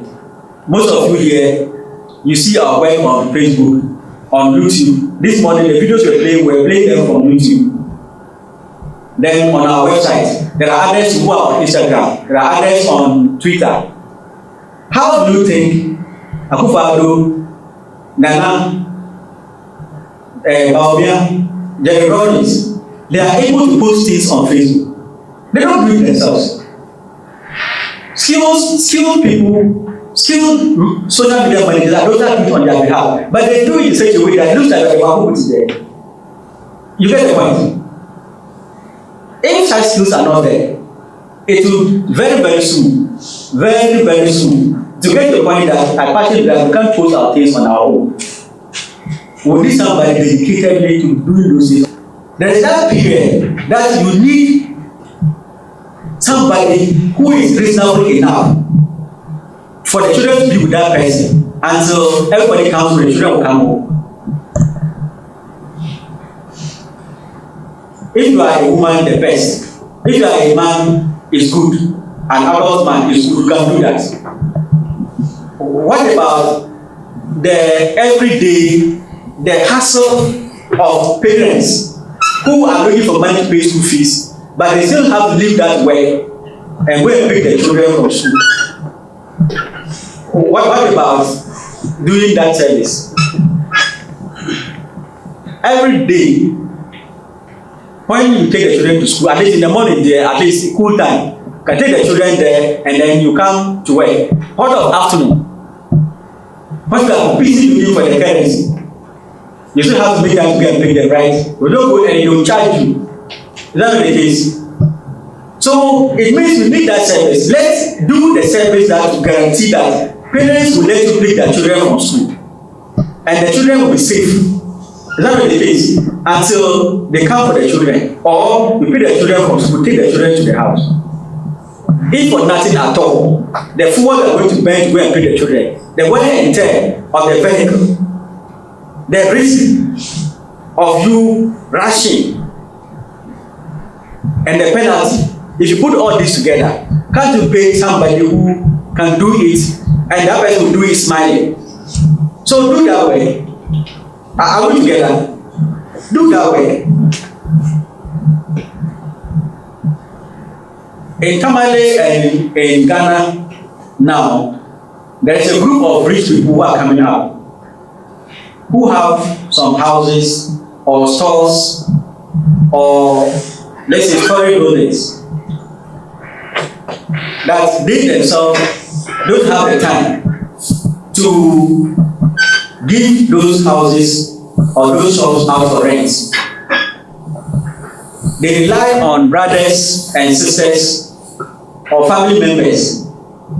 They hand over those houses or stores to them. They then will now have to look for people, come and rent the place, and they will take money, come and give to you. Those brothers and sisters also have the work they do. So now, you want to become an agent that they build the house, they hand it over to you. You will, Mr. Achebe has that experience. He was doing it for a brother. I wonder whether you enjoy it. If that is your job as an agent, you collect the house, the whole house, maybe 12 rooms. So it is not your job, keep the house very nice. Look for tenants, come and rent the house. You take the money. So at the end of the month, you go and write the account to the owner of the house. Then the person will pay you. Do you get the point? So assuming you have 20 houses in Tamale here, that you are the one who landlords have trusted you and given those houses to you, that give it out for rent, take care of the house, the painting and everything, and then come and give me what is due me, then I'll pay you what is due me. How much money would you be making? Will you need to sleep in all those houses before you can do that? Yours is just to ensure that you have clients always be in it. Because we'll get there, but in your legacy, when you are getting to do legacy investments, those are the kind of investments you are going to do, but you yourself will not be able to take care of the houses. You need people who will look for customers, come and sleep in the house, you take their money, you do contract with them, you take their money, then you know the time that they are ready to finish. But if you don't know the house, you can't have that detail. True or true?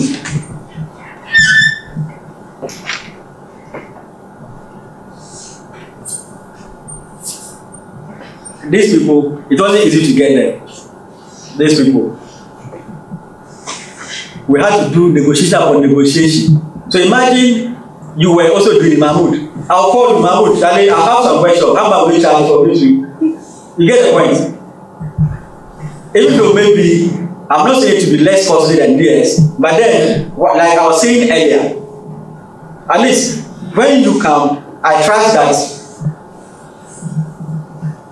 you will deliver the service the way you would have done it for yourself. That's the case. I'm not saying you are not doing it that way. What I'm saying is that what we agreed upon was that, okay, because this is the first time, you will do the thing for us. So that as time goes on, build relationship, that's the thing. But I have a relationship with you already, that's the case. That's what I have a relationship with you already. How do I have a relationship with you already, that's the thing. So it's a matter of whether the quality you're offering is a quality that I want. Then I'll just contract to do it. You get the point? So these guys do not have to go do the editing and stuff, bring it. If it works well, next time I'll call it again, then call them maybe 3, 4, 5, 6 times before I become very comfortable with them. That, oh, these guys, they're like, whatever I want, I'll call them. I hope you get the point. But then you the one I know. It's just a matter of calling you, then you can deliver the service for me. But these days, there are some new trend of photography which is coming, where you can go and take very beautiful scenes. We're not taking them to something, but we're just taking them, compiling them, maybe putting them on your own social media. And then when somebody wants it, the person pays for royalties to you before you give it out. You get it? When you pick your phone, the wallpapers you see, people shot them and sold them to say Huawei, Samsung, Apple. Then they buy it and put it inside. If you don't buy it and put it inside, and you go to App Store, they're going to pay before you get it through or through. Is it because they are quiet? That's why they can do that. No, we can also do that. After all, if you see me here, we can get more beautiful things to snap. Is that not the case? It's here we can get more beautiful things to snap. So let's just begin it. Let's just begin there.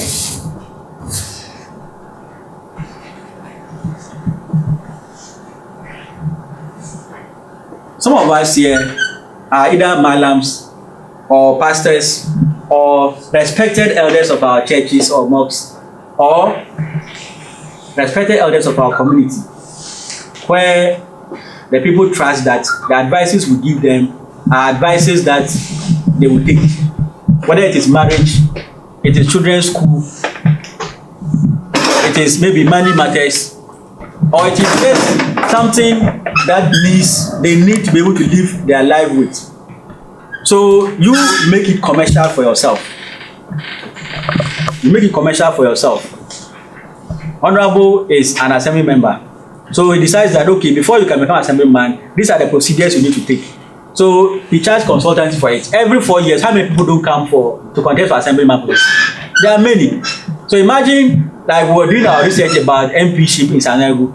You need somebody who has passed through that path before, or the person who has experience in that, or the person who has studied that kind of thing. So the person offers the advice for you for free, or charge you and then you pay, because nothing can compare to that.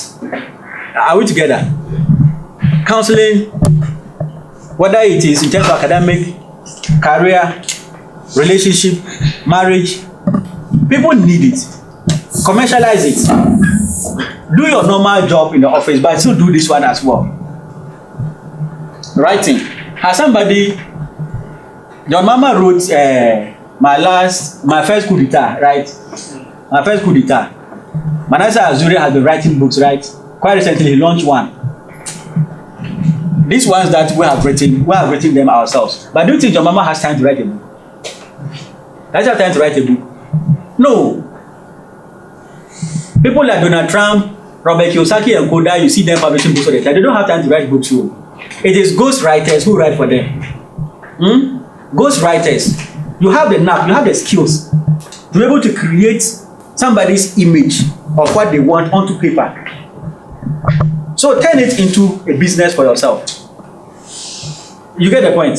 So you go and sit with John Mahama, sit with regional minister Said, or you sit with the imam. Let the person tell you what they want in the form of a book. So you put all their ideas together in the book. Then they read it, so whether that's what they want to portray.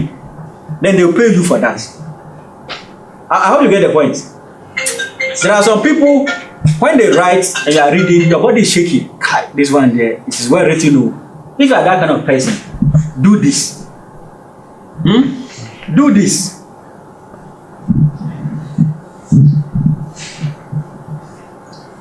Just like the counseling. Just like the counseling. There are many media houses coming up now. TV stations, radio stations, who need content. And they need content that will be appealing to most people. So you are an experienced person in the subject we have mentioned that you can counsel people. Go and let them anchor you on time on the show. As the show gets more customers to sponsor the program, you are making money as well. Is that not the case? Mr. Dai, is it not true? You get the point. The fact is, believe in yourself, believe in what you think you can do, then people will believe in you. But if you don't believe, this is the people will not accept it too. Okay, they will accept.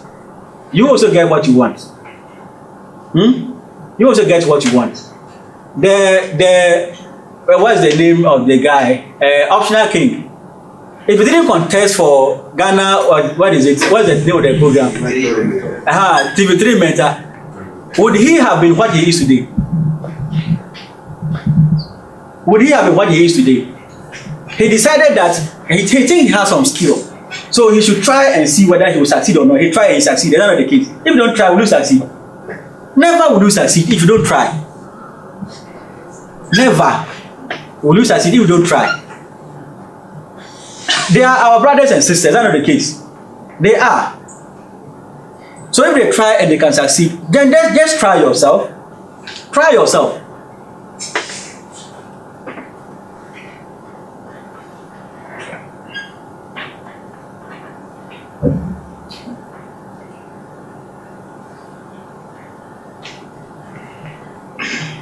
Most of the urban settlements are becoming so urbanized that there are whole settlements that you can't get even tomatoes to buy, especially weekend, that you are at home and can't go out.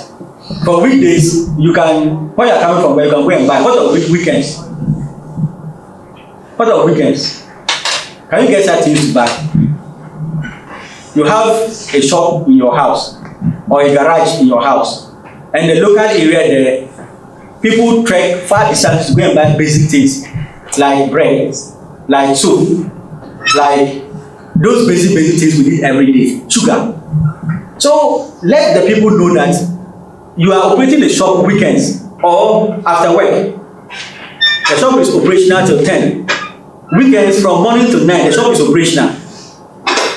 Then they'll come and buy. When they come and buy, you see the thing, it's as basic as that. So you open and operate a weekend shop or after work. Then we say brew your own beer or brew your own soft beer. The Sobolos, the Tampan beers, who knows Tampan beer? Tampan beers, the recent Tiger Nut drinks, the things and the lights. Who started them? And I even heard there's something called ice kappa drink. I've never drank that one before. But these ones are there. Who brought them out? It's not us. Try some recipes as well so that you can create some watermelon drink that people come and buy all the time. But then you can create some drink that has some flavor that people come and buy. Here, we're not good at patenting or copywriting things, but do that and get those recipes put together and then you patent it and see. But then tomorrow, they will not change your name. They will change your name, we'll call you Chief Tofik. Because you dare. Are we together?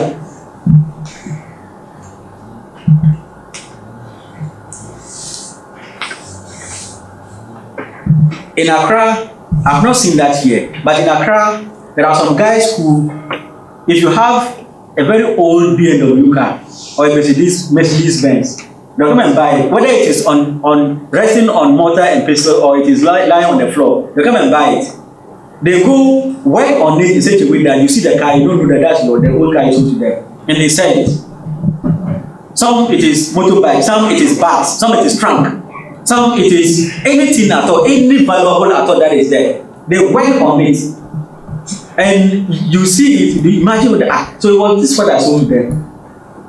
You also want to buy it again. They're the same as the cocoa we sell to abroad, then they process it and bring it back and then we're cramming to buy it at high cost.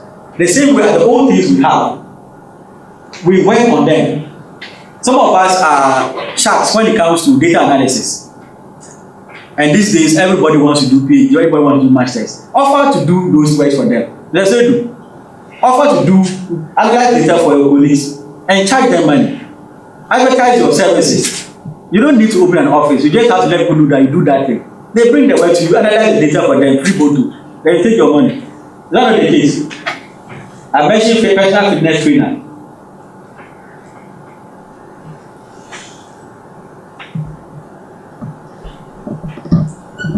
You see, these days, it's so easy to make money than before. 100 years ago, if you were not a manufacturer or an industrialist, you couldn't become rich.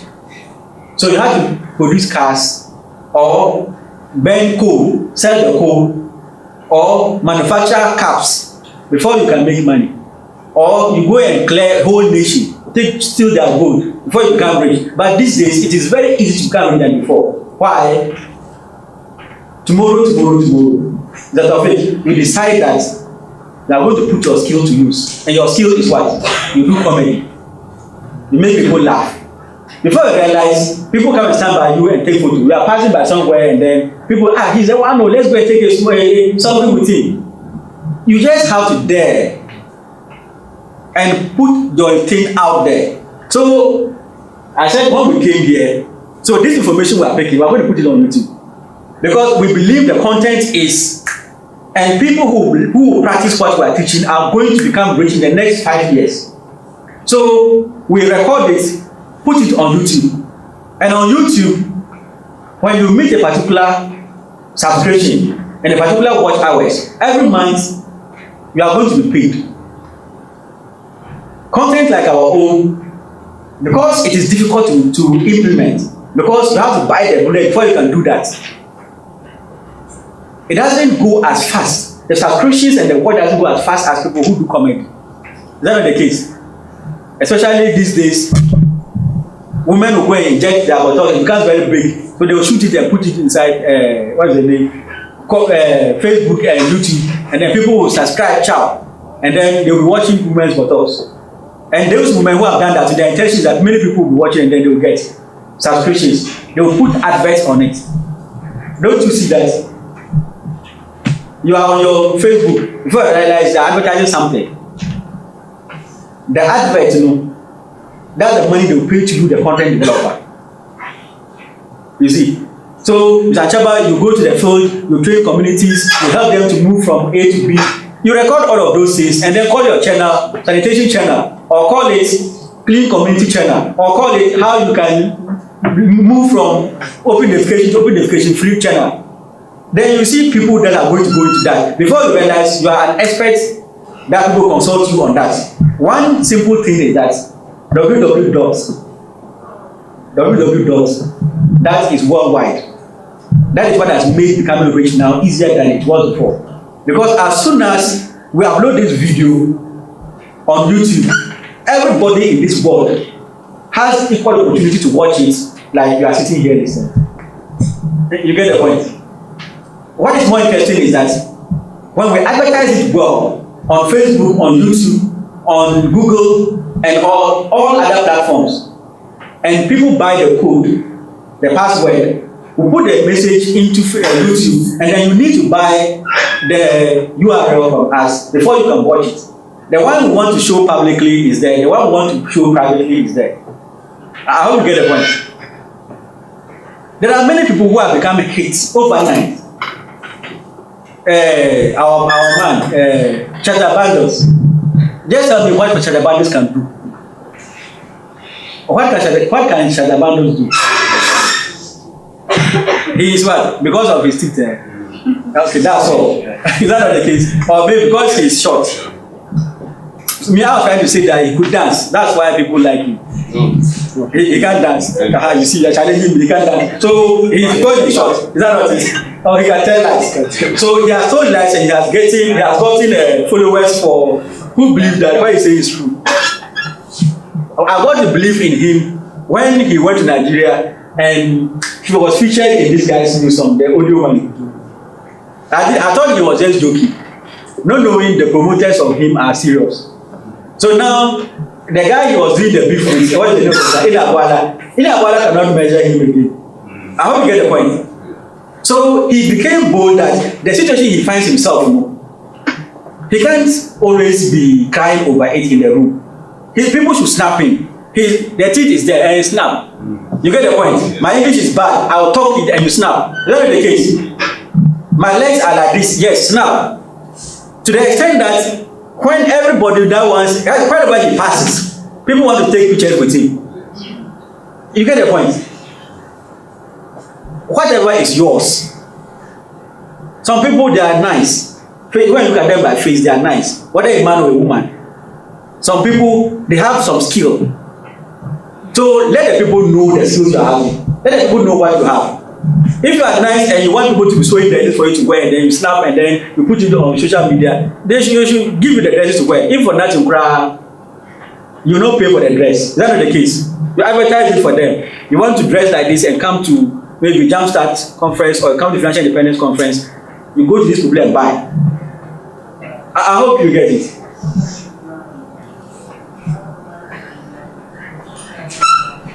You see this one? It is different from what Mr. Abubakar & Co do. Mr. Abubakar & Co are tailors who the material is like this. It doesn't have, it's not sewn. So they will cut it, design it the way you want for you. But then clothing alterations or alterators are the people of the order of the day now. Have you noticed that this coat I'm wearing is becoming colloquial? These days they put something here and put something here. That's not the case. So because of that thing there, that thing here, it changes it entirely. And because of that thing alone, if I was buying this for 400, I'll buy it for 800. That's not the case. Because the person just added something on it. But you just move the color here, put some different color there. That's not the case. Change this one, put something there. And when you go to buy it for 50 Ghana, you now buy it for 100 Ghana. Because you change the neck and then the rest. It's not true. You okay? Adidas or Puma, they did that one. But then the person will take it. Get something, some special, maybe even Mahmoud's material. So it's some way on top of it. And I see it to call it designer. That's the case. And I will buy it at an exorbitant price. We can learn new skills on that and do it. Everything we're talking about here is about the doing, not the hearing. You get the point? It's the doing. Is a doing. Everything here is a doing. There is this one to I want to mention to you. This one. Like this. Registering business, names and selling. Registering business names and selling.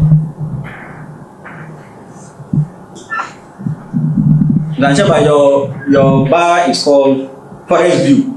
How do you come by Forest View? You thought of it and thought, right? Before you decided that it is going to be called for SU. Okay, so now, for me, because I like creating, that is my work. I'll sit and then create the names.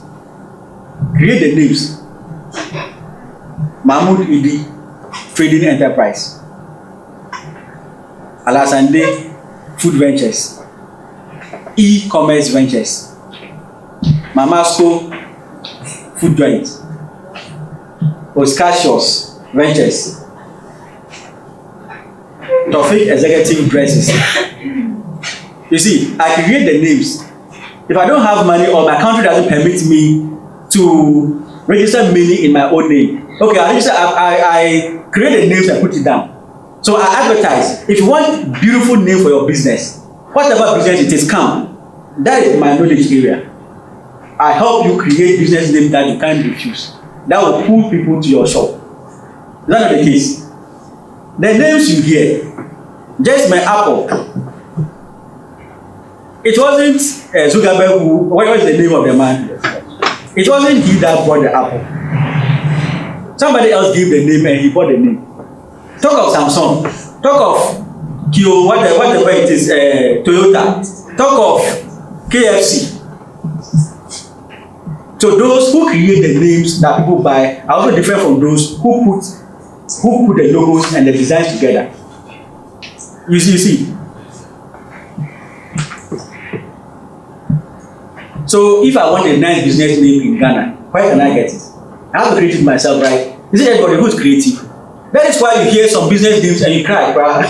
You know what to do. You hear the business name, ask, so where did this come from? I want to tell you like,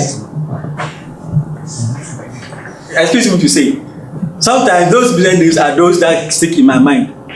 Example is Pampa Nirba. You see, Pampa Nirba Enterprise, Parenjani Enterprise. I'm not saying they are bad, but I'm saying that there are those that have stick in my mind. But there are those that have some names that you can't even mention. It's not true. It's not true. Because the name you are creating, you want it to have an appeal to those who speak the language, those who don't speak it. That's not the case. That's not the case. So you create the name and it is only people who speak your language that can mention the name of your enterprise. Do you think that those who cannot mention the enterprise who can't buy this? Are you getting me? So you do it in such a way that you bring the local one you want and you add some flair. So that makes it move. Power of attorney. Quite recently, in the Ghana card registration, government used some people that they call state attorneys who have some power that they can vouch for you that you are a Ghanaian, then you register. And the vouching is all about the stamp. Is that not the case? It's all about the stamp that they call power of attorney. So if Mahmoud has the stamp of the power of attorney, Mahmoud can give the stamp to Osika. Osika will go and use the stamp on behalf of Mahmoud. But the money Osika will take, will give to Mahmoud. So in the work you are doing currently, if it is possible for you to go and become registered as a power of attorney, you get the point. Maybe that person is living in your house, maybe a tenant or somebody who you know, who can give you that stamp. You must somebody of trustworthiness, somebody who is with government for quite long, and those criteria is there.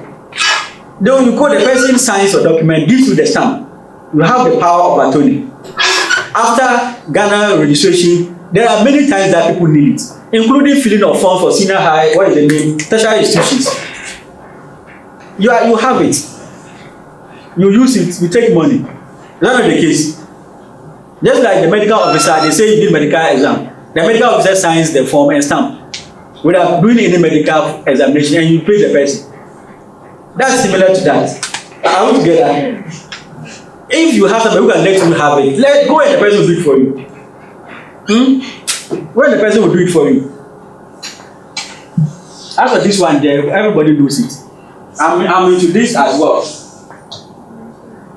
So wedding or event planning, seasonal decorations and stuff. Quite recently, during the New Year, December, Christmas, and then New Year celebrations. Around some area, is it Achimota or where there was some, when you pass through the streets, you see beautiful decorations of the streets. Very, very, very, very nice. So people go there to take pictures. It wasn't somebody from abroad who did it. Somebody from Ghana decided that the way the streets are looking, they don't look so welcoming. So she wants to come to like Abelebele roundabout, decorate it in such a way that when your eyes is closed and they bring you there, you open your eyes, you think that you are in London, especially in the night. So that person brought London, US to those particular roundabouts. Because of that, she has gotten contract to be doing that all the time, but she did it for free. People who couldn't get money to go to places to go and pay money and enjoy in hotels and stuff, they come there with their children, for the children to look at the lights and then they themselves cry. When you look at the lights, they were so beautiful. Those that you see on TV and stuff, that was what the woman created there. We can create sin. We can create sin. For me, I say it's not about knowing what to do, it's about doing. Is that not the case? It's about doing the thing. Public speaking. Public speaking. Let me go to Honorable. You are somebody who is with the assembly, and most of you are dealing with the public. And when you go to campaign to win, you talk to people and they get moved right.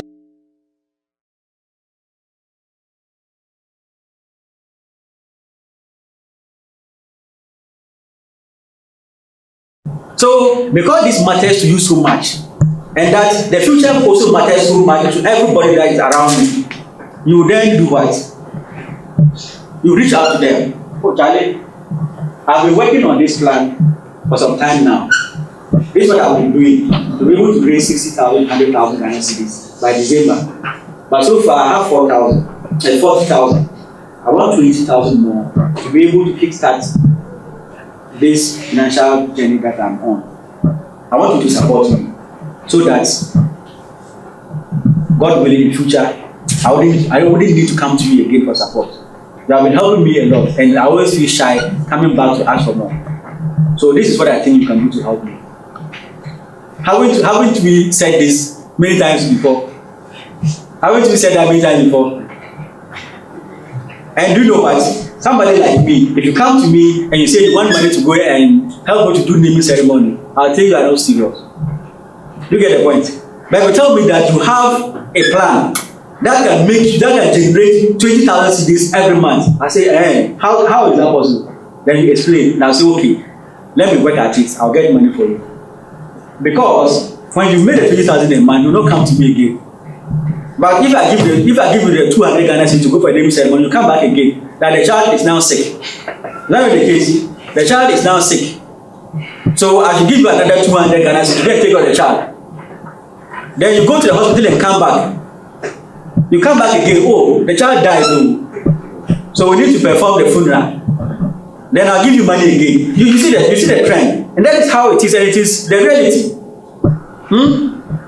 So you should better now keep your own. So that when others come and they are talking, you are looking at them. The one you choose to go in, because it supports your budget, go in. The one you choose not to go in, you say this one there. Sorry. You don't know how to say sorry. So you, because I'm not building your plan, and anybody who is forward thinking, and you come and say you have 40,000, add me 20,000, and the person will give you. True. But if you have zero, will the person give you? The person will not give you. The person wants to look at your track record. What have you been able to do to raise the 40,000? It means that when you get the 60, you can do more. If you can't get more, up to 60, up to 100,000, and you have 40,000, start with that one. After the short break, when we come, we'll now look at what we're going to do with the 100,000. Okay, we'll look at what to do with the 100,000. We came from first cutting our expenditure, letting everybody who is within our quarters, some people who spend our money, and let them know that I'm embarking on a journey and things will not be easy. So let's start ABCD. then you add it to the surplus, then you now, the one that you are getting as surplus, you now invest it. If you are investing and it's not coming so much, use your skills. If you are using your skills and it's not coming so much, learn new skills. You get the point? You keep going. The purpose is not the now, but it is the 5 years time. That is when you sit down and say that all the efforts you put in is not in vain. Have now gotten our 60,000 to 100,000 Ghana cedis. Is it in our pockets? Is it in our pockets? But don't you believe you can get it? Don't you believe you can get the money? Mr. Shaibu, can't you get the 60 to 100,000 in 1 year? Can get. Mr. Kayu, can you? Yes, you can. Mr. Anchaba, yes, you can. I don't want to speak for you, but I believe you can. You just have to put your mind to what you want to do. Is that not the case? So now, what is next? What will you use the money to do?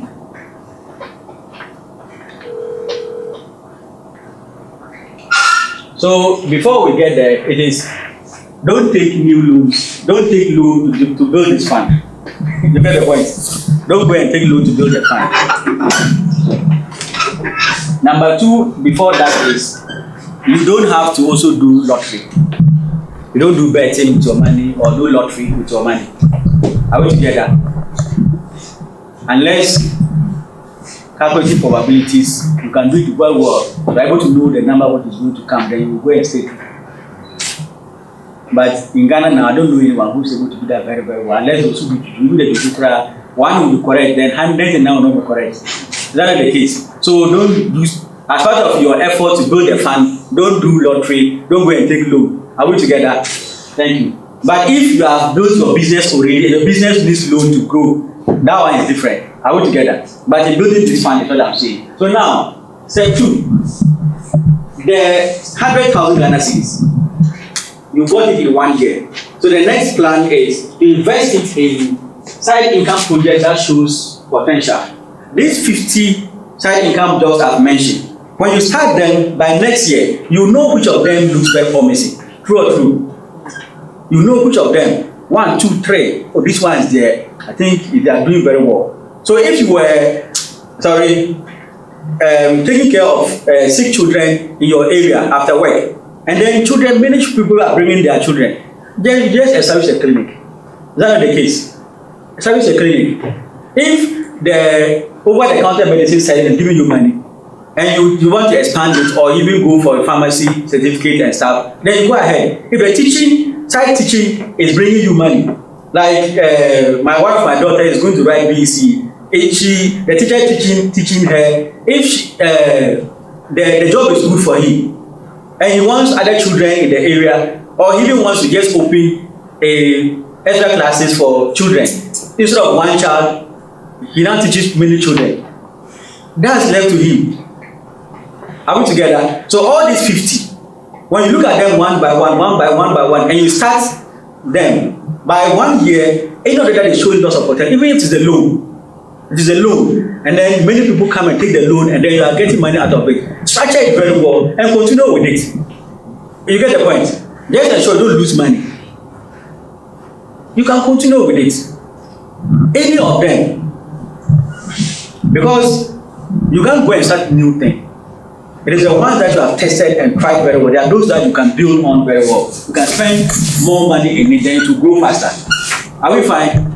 If you are doing the side, weekend shop, and it is moving on well, you build it again. You build it further. If you are doing the clothing alterations and stuff, and it is moving on well, you invest in it, market very well. People from all over the world will bring in their things, or you do it and send it to them wherever they are. Are we together? So that time, you see, just like the bamboo tree, the period of time it will take on the ground to germinate is more than 5 years. But unlike the bamboo tree, like the bamboo tree, before you mobilize the 60,000 to 100,000 Ghana cedis, it's not going to be easy. You have to sacrifice a lot, work very hard, long hours. But as soon as you build that one, now from the 250,000 to 500,000 Ghana cedis, that one also involves work. But it's not as hard as the 1 year work you did this one. I hope you get the point. That is how it is. Just like the YouTube that I was mentioning, if you establish a YouTube page, a YouTube channel, before you get 1,000 subscribers, you work and work and work and work and work. But as soon as you get to 1,000 subscribers, before you realize you are in 10,000. We suffer to get to 1,000 subscribers, but right now we are on our journey to 2,000. More than 6 months before we had 1,000. But after we had 1,000, it's not up to 2 months now. We are almost 2,000. So that's the same way. When you build the 100,000 fund, and then you know now, okay, this is where I put the money will run. You put the money there, the money will run. You get the point? So you let it look consistent up to 5 years. So now you can say that if you push me, I can do papa, maybe sell ABC. I can raise 500,000 Ghana cedis. They want to challenge me. That is the point I'm making. So that within 5 years, if you are given 1 month to raise 500,000 Ghana cedis cash, you can do that. You get the point? Your net worth, when it was 11,000 or 19,000, now your net worth is 500,000 Ghana cedis. Through the side income job that shows potential that you build on it. My side income jobs that shows potential are vehicle renting. Now I know the vehicles that people like to rent. Canopy rentals, chairs. There are seasons like this that people come for your chairs to the extent that you think you can even go and manufacture new chairs and come. You see, buildings to rent to people. All the time, people want buildings to rent. So if you had one or just one apartment, the plot is like a large plot, but you have only 2 rooms inside. People are renting.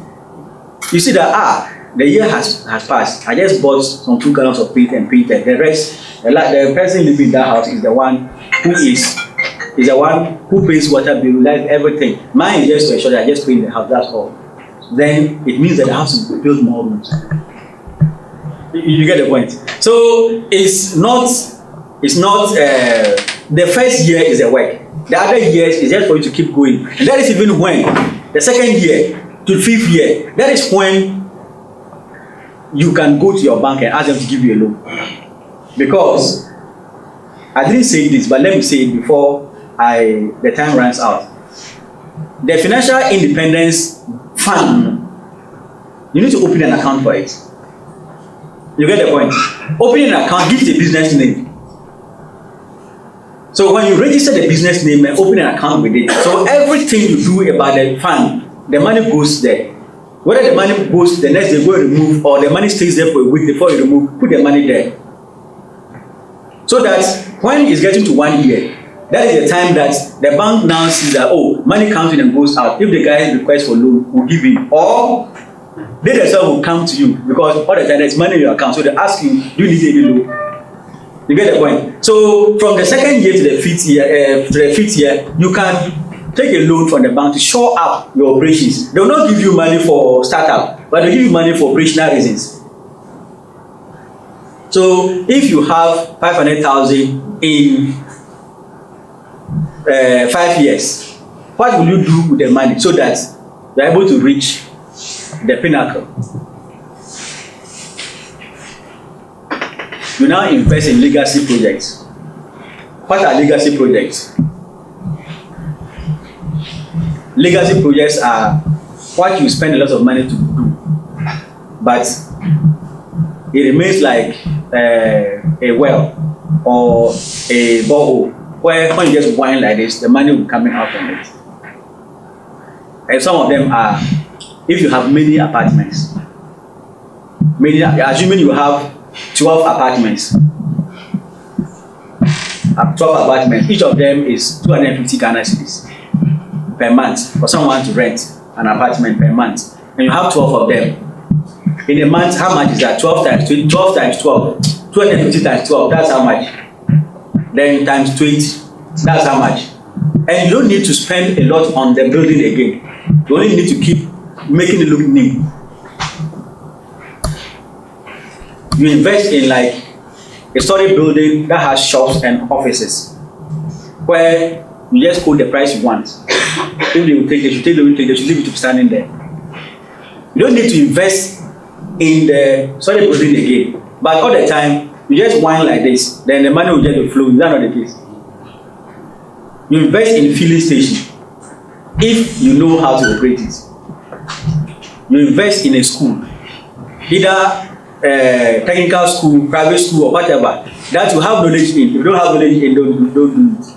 I hope you get the point. You invest in a hotel that when you whine like this, that when people come and sleep the next day, you are taking money from them. You build hostels. So those are legacy projects. Those ones, you just cross your legs on the table and then the money is just coming. I hope you get the point. At that time, you don't need to work. When you decide to sell the hotel, decide to sell the hostel, decide to sell the school, people will buy. That's not the case. But that's not your intention. The intention is that it continues to generate money for you. Are we fine? You build a hospital. You have the money to build a hospital. You get good doctors to come and manage it for you. So at that legacy stage, that is what you invest in. So the money keeps coming. And remember, it's not the cash. It's not cash down that you want, but it's about what brings in money all the time. Around 12 months, I said you need to get a cash. The money should be around that you can use to invest. Within 12 months to 5 years, it should be liquid. The money should be liquid. That is, you are investing in something that you can call back within 1 year, within 1 month. But after the 5th year, we're not investing in things that even when you want to sell, it will take people like your colleagues, people that have money to go to buy the thing. So it will take like 2, 3, 5 years before somebody can come and buy a hotel. You see how it is. So at that time, when they ask you to remove your liabilities from your assets, they remove it.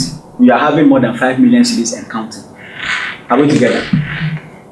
Thank you so much for your time. Do you have any questions? Do you have any questions?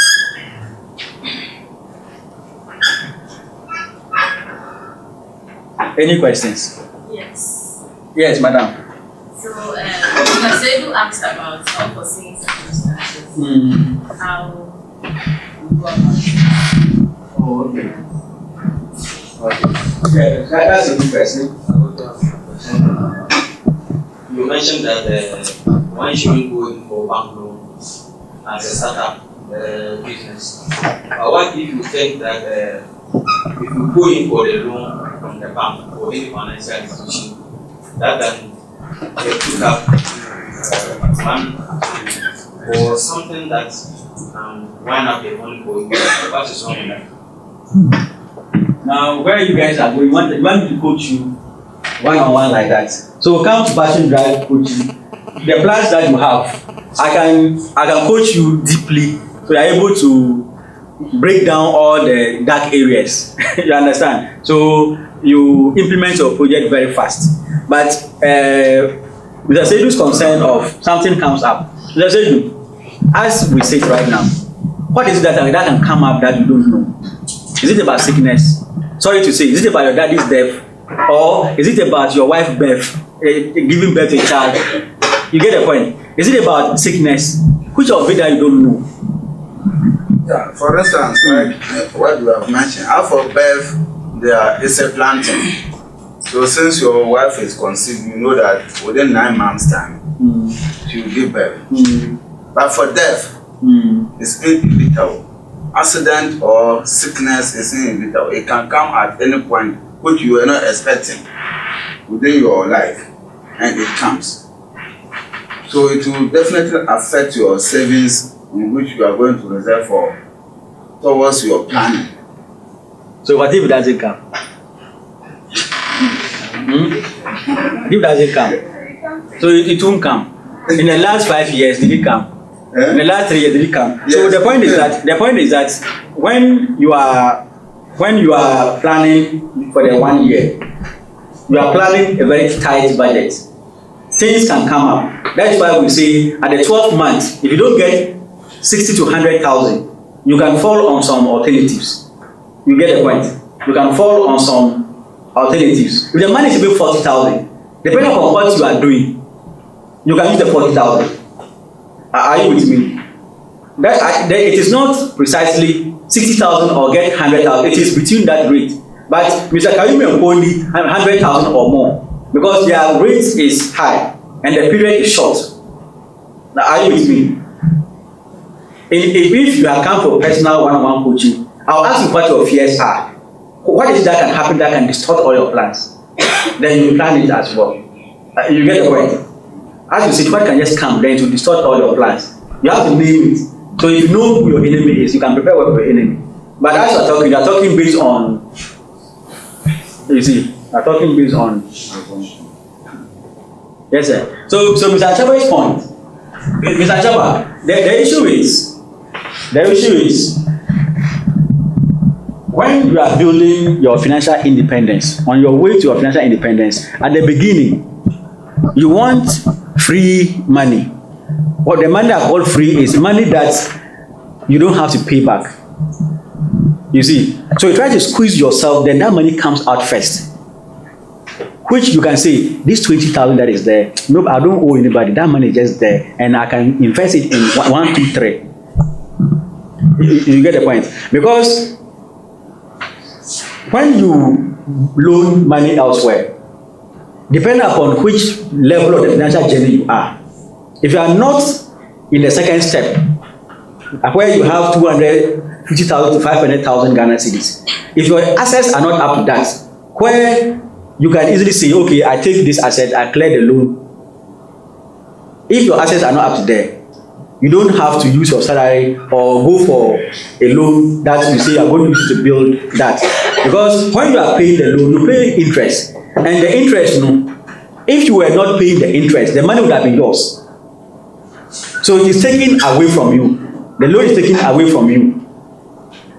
You get the point? There are different, the angle, the blueprint I've given you is one blueprint. There are other blueprints where if you are a medical doctor and you start earning 3,000 Ghana cedis, you don't have a wife, you don't have a child, what you can do is, and you spend like 1,000 cedis, the remaining is 2,000 Ghana cedis. 2,000 Ghana cedis. So the 2,000, what do you use it for? Yeah, you're not also intending to go for further studies now. So one of the principles can be, go and get a plot which is in the public. You go and get a loan, 2 years loan, build on that property, give it out for rent. So when that loan is finishing, you take a bigger one, build another place. When that one is finishing, so now the money you are getting from property A, property B, you put them together, either clear the loan, decide not to take loan again, so that the money you are earning now, you keep using it to build further. So before you are 45 years, you have about 20 apartments that you can be taking rent money from. But if your money is not up to that, it means that even the loan you are going to take will not be much. If your money is not up to 30,000, 3,000, and you are taking loan for 5 years, it won't be much. But if your money if your loan amount will be as much as I've mentioned or more, you can go along that way, and you don't have time. You see, if your money is like that and you don't have time, but if you have time, you may not need to even invest in the property I've mentioned. You can invest elsewhere if you have time. Zanjawa, can we move on? Yes, sir. Yes, I find that those businesses you suggested was one of them was you can register business names and sell them. In registering, you have to carry on with your materials. So if you are selling, you need to change everything. So this one too, because you are my friends, I'll tell you.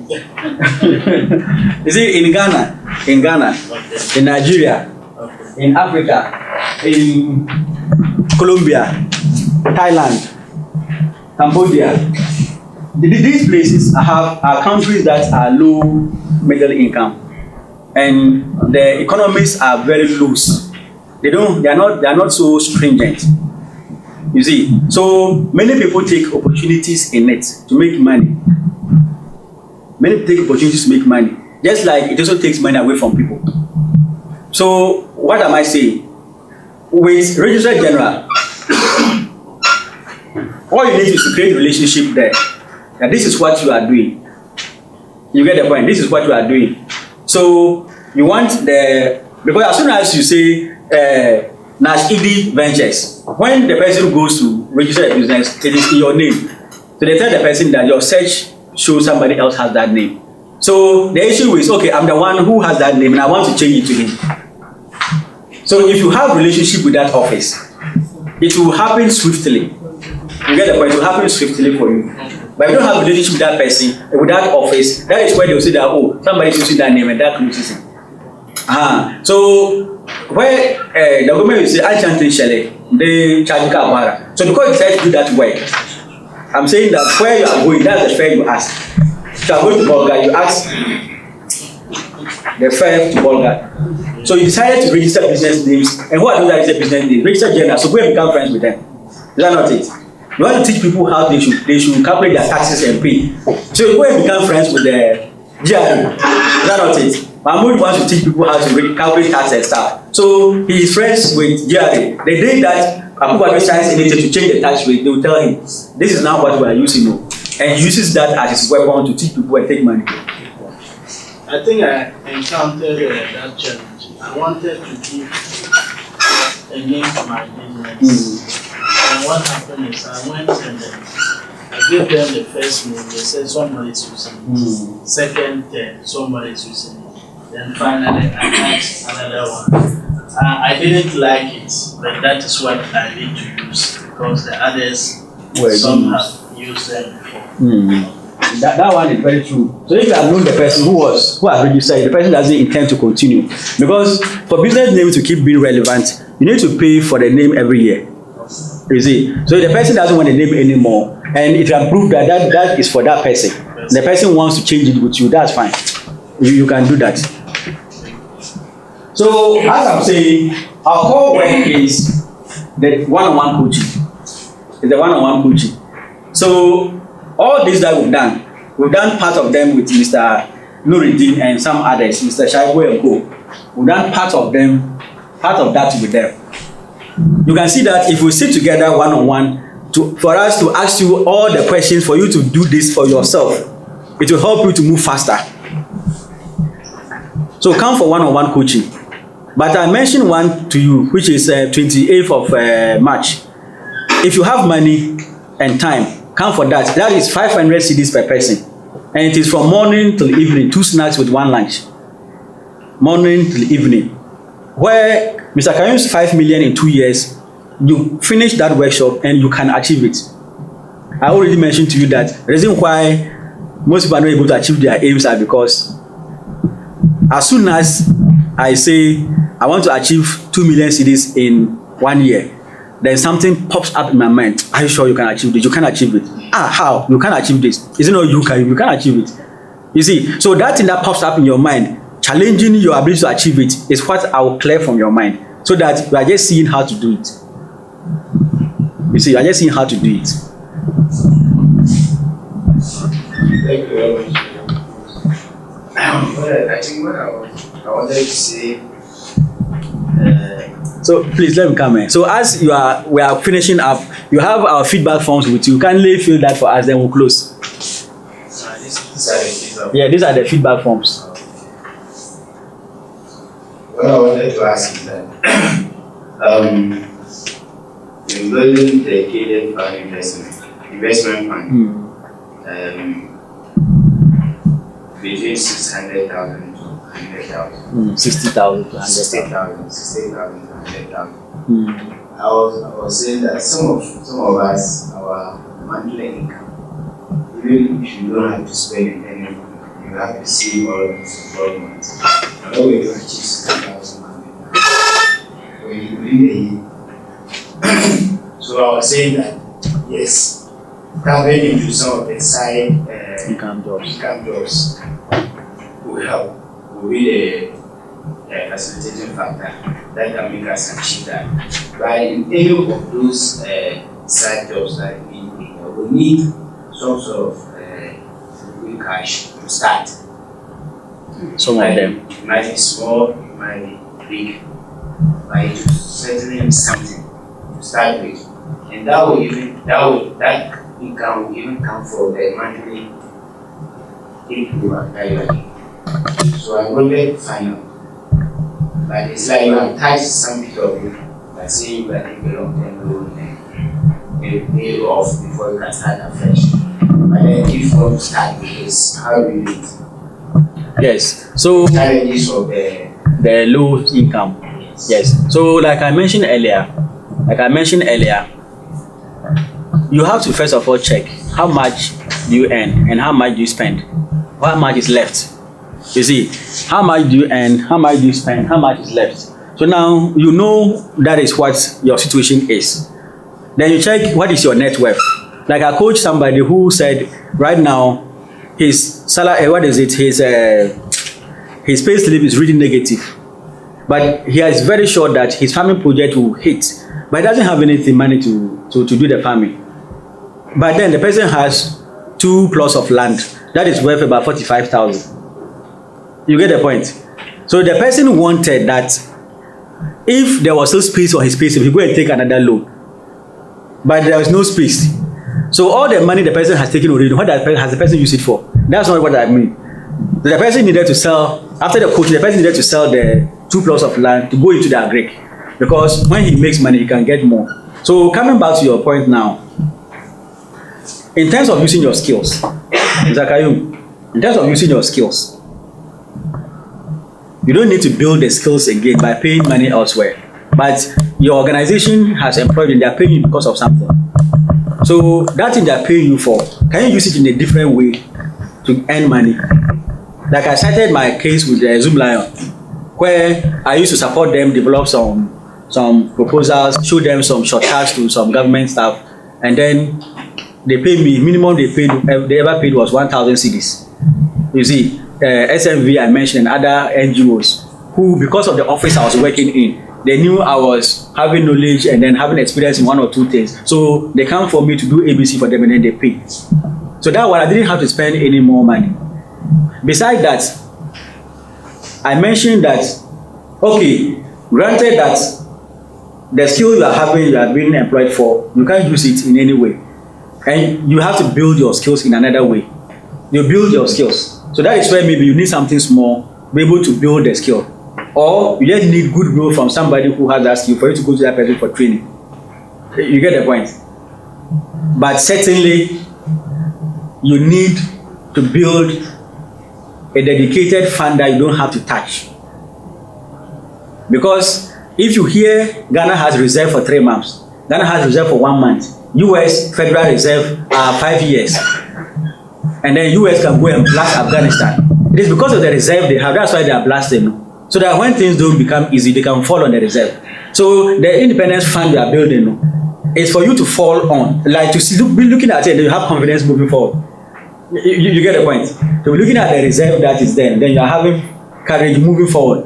So the risk you can take when you have reserve, different from the risk you can take when you don't have reserve. That is why Ghana can give US airspace to come and be training people. When US will not do that to Ghana. Because our reserve is not sharp. When US cough, we will run diarrhea. But they have lots of reserve. So you need to build that reserve. Zakayum, build it.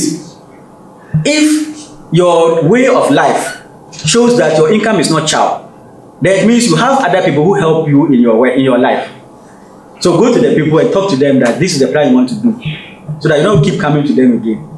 You remember? Yeah. But if your way of life shows that you are rich, but then your salary is small, so how are you able to manage? Manage that way and get the reserve.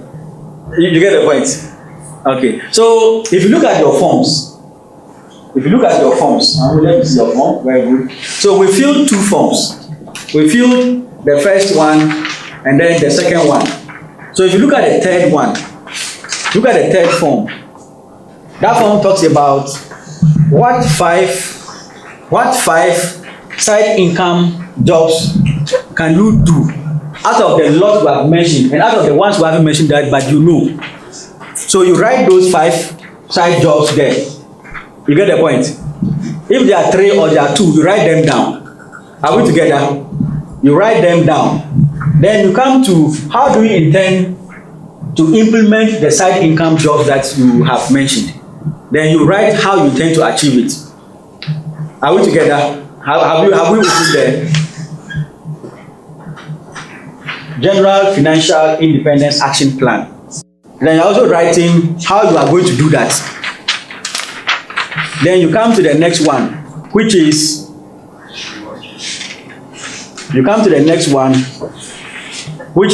within the first earlier one I mentioned is the general one, which is for the 5 years leading to financial independence. But the other one I've opened right now is for the 1 year. For the 1 year, what you are going to do within the 1 year. Then the one at the back, it talks about how much do you expect each of the side income to generate for you. You see, how much do you expect each of the side income to generate for you? Maybe yours is, okay, you begin doing some childcare and nursing at home after work. Then you treat them if they have common malaria and stuff. So that's one of the side income jobs. So offer side income, offer after work childcare services. So how much income do you expect from there? Then you write. Come to the second one. You intend to start selling clothing. You go and pick it from Accra and then come and sell. So how much do you expect to make from that side income job? Then you put, you intend to be selling, or you intend to start producing Sobolobo. So the Sobolobo, in a year, how much will you generate from that? Then you put it there. So now add all of them plus your surplus money, and then you get the total money you are looking for within that period. So now that becomes the plan that you are going to work with. You see, that becomes the plan you are going to work with. Thank you so much. I hope there are no more questions. Thank you. May God help us be able to implement all of this. My last words are that many people have become financially independent in our lives that we know. Many people. And those many people haven't achieved those financial independence when they kept working for other people. Some of the side income jobs we have mentioned, including the local delicacy and stuff. When you look at the woman who sells the food around the Nyani roundabouts, either the Charlotte Eatery or the Ajay Sauda, none of them is working for government. But if you see the story building that they are working in, will you say that somebody sold TZ to be able to build that? Will you say so? You won't say so. Somebody said, is it not the Takura Bama that just came recently that in contesting for Sanel? When she started the Takura Bama Pizza House, you will partly be looking at the place as if nobody is there. But she persisted, and today she's making lots of money. I know you know more people than I do in Tamale and in Ghana who started by believing in the little thing that they believe in. They started it, and today they are taking them to wherever they couldn't even think of. Just after the Central Mosque, there is one woman on your right hand side who sells stick and light. Do you remember the woman? After Central Mosque, just where they have done the interchange and then they've covered. On your right hand side, the woman sells stick and light. Is it not true? And granules. Sometimes pastries. Can you remember the last time you saw the woman again? She's no more there, it is the children who are selling it. In front of Barclays Bank, there's one woman who sells wache. She has been selling that wache when Sister Martha and co, I mean my elder sister and co, they were small children going to Ghana school. Today, some of them are almost going on retirement, and the woman is still selling in that small container. That container, I bet that you won't spend more than 1,500 to make that container. But the money that the woman harvests in that small container, only God knows. True or true? True or true? Okay, if you don't know anybody, you know me. That's the case. The canopy renters will do. The canopy renters will do. 3 days ago, UDS wanted 1,000 chairs. We supplied to them. Today, Veterans Senior High are doing PTA meeting. All of you know the number of weddings that are taking place recently. Is that not the case? Is that not the case? The vehicle renters, this year is political year. How many people won't come for vehicles to rent? Passion Drive coaching. A number of you have come for coaching. You paid money. Did I say you should take the money? I took the money, right? I took the money, right? I didn't say, oh, you go because you are taking the money. You go because you are speaking to you go. I took the money. In this conference, we ensure that when you come, you pay. Is that not the case? Because we know what we are going to deliver to you. As well, we could have asked you to come for free, but we know that if you come for free, you will not implement what you have come to learn. I hope you get the point. So it's just a matter of starting. Just start. We will believe in you, and it will work. We will believe in you if you believe in yourself. But one thing is that apart from that coaching, even if you don't believe in yourself, we will help you believe in yourself.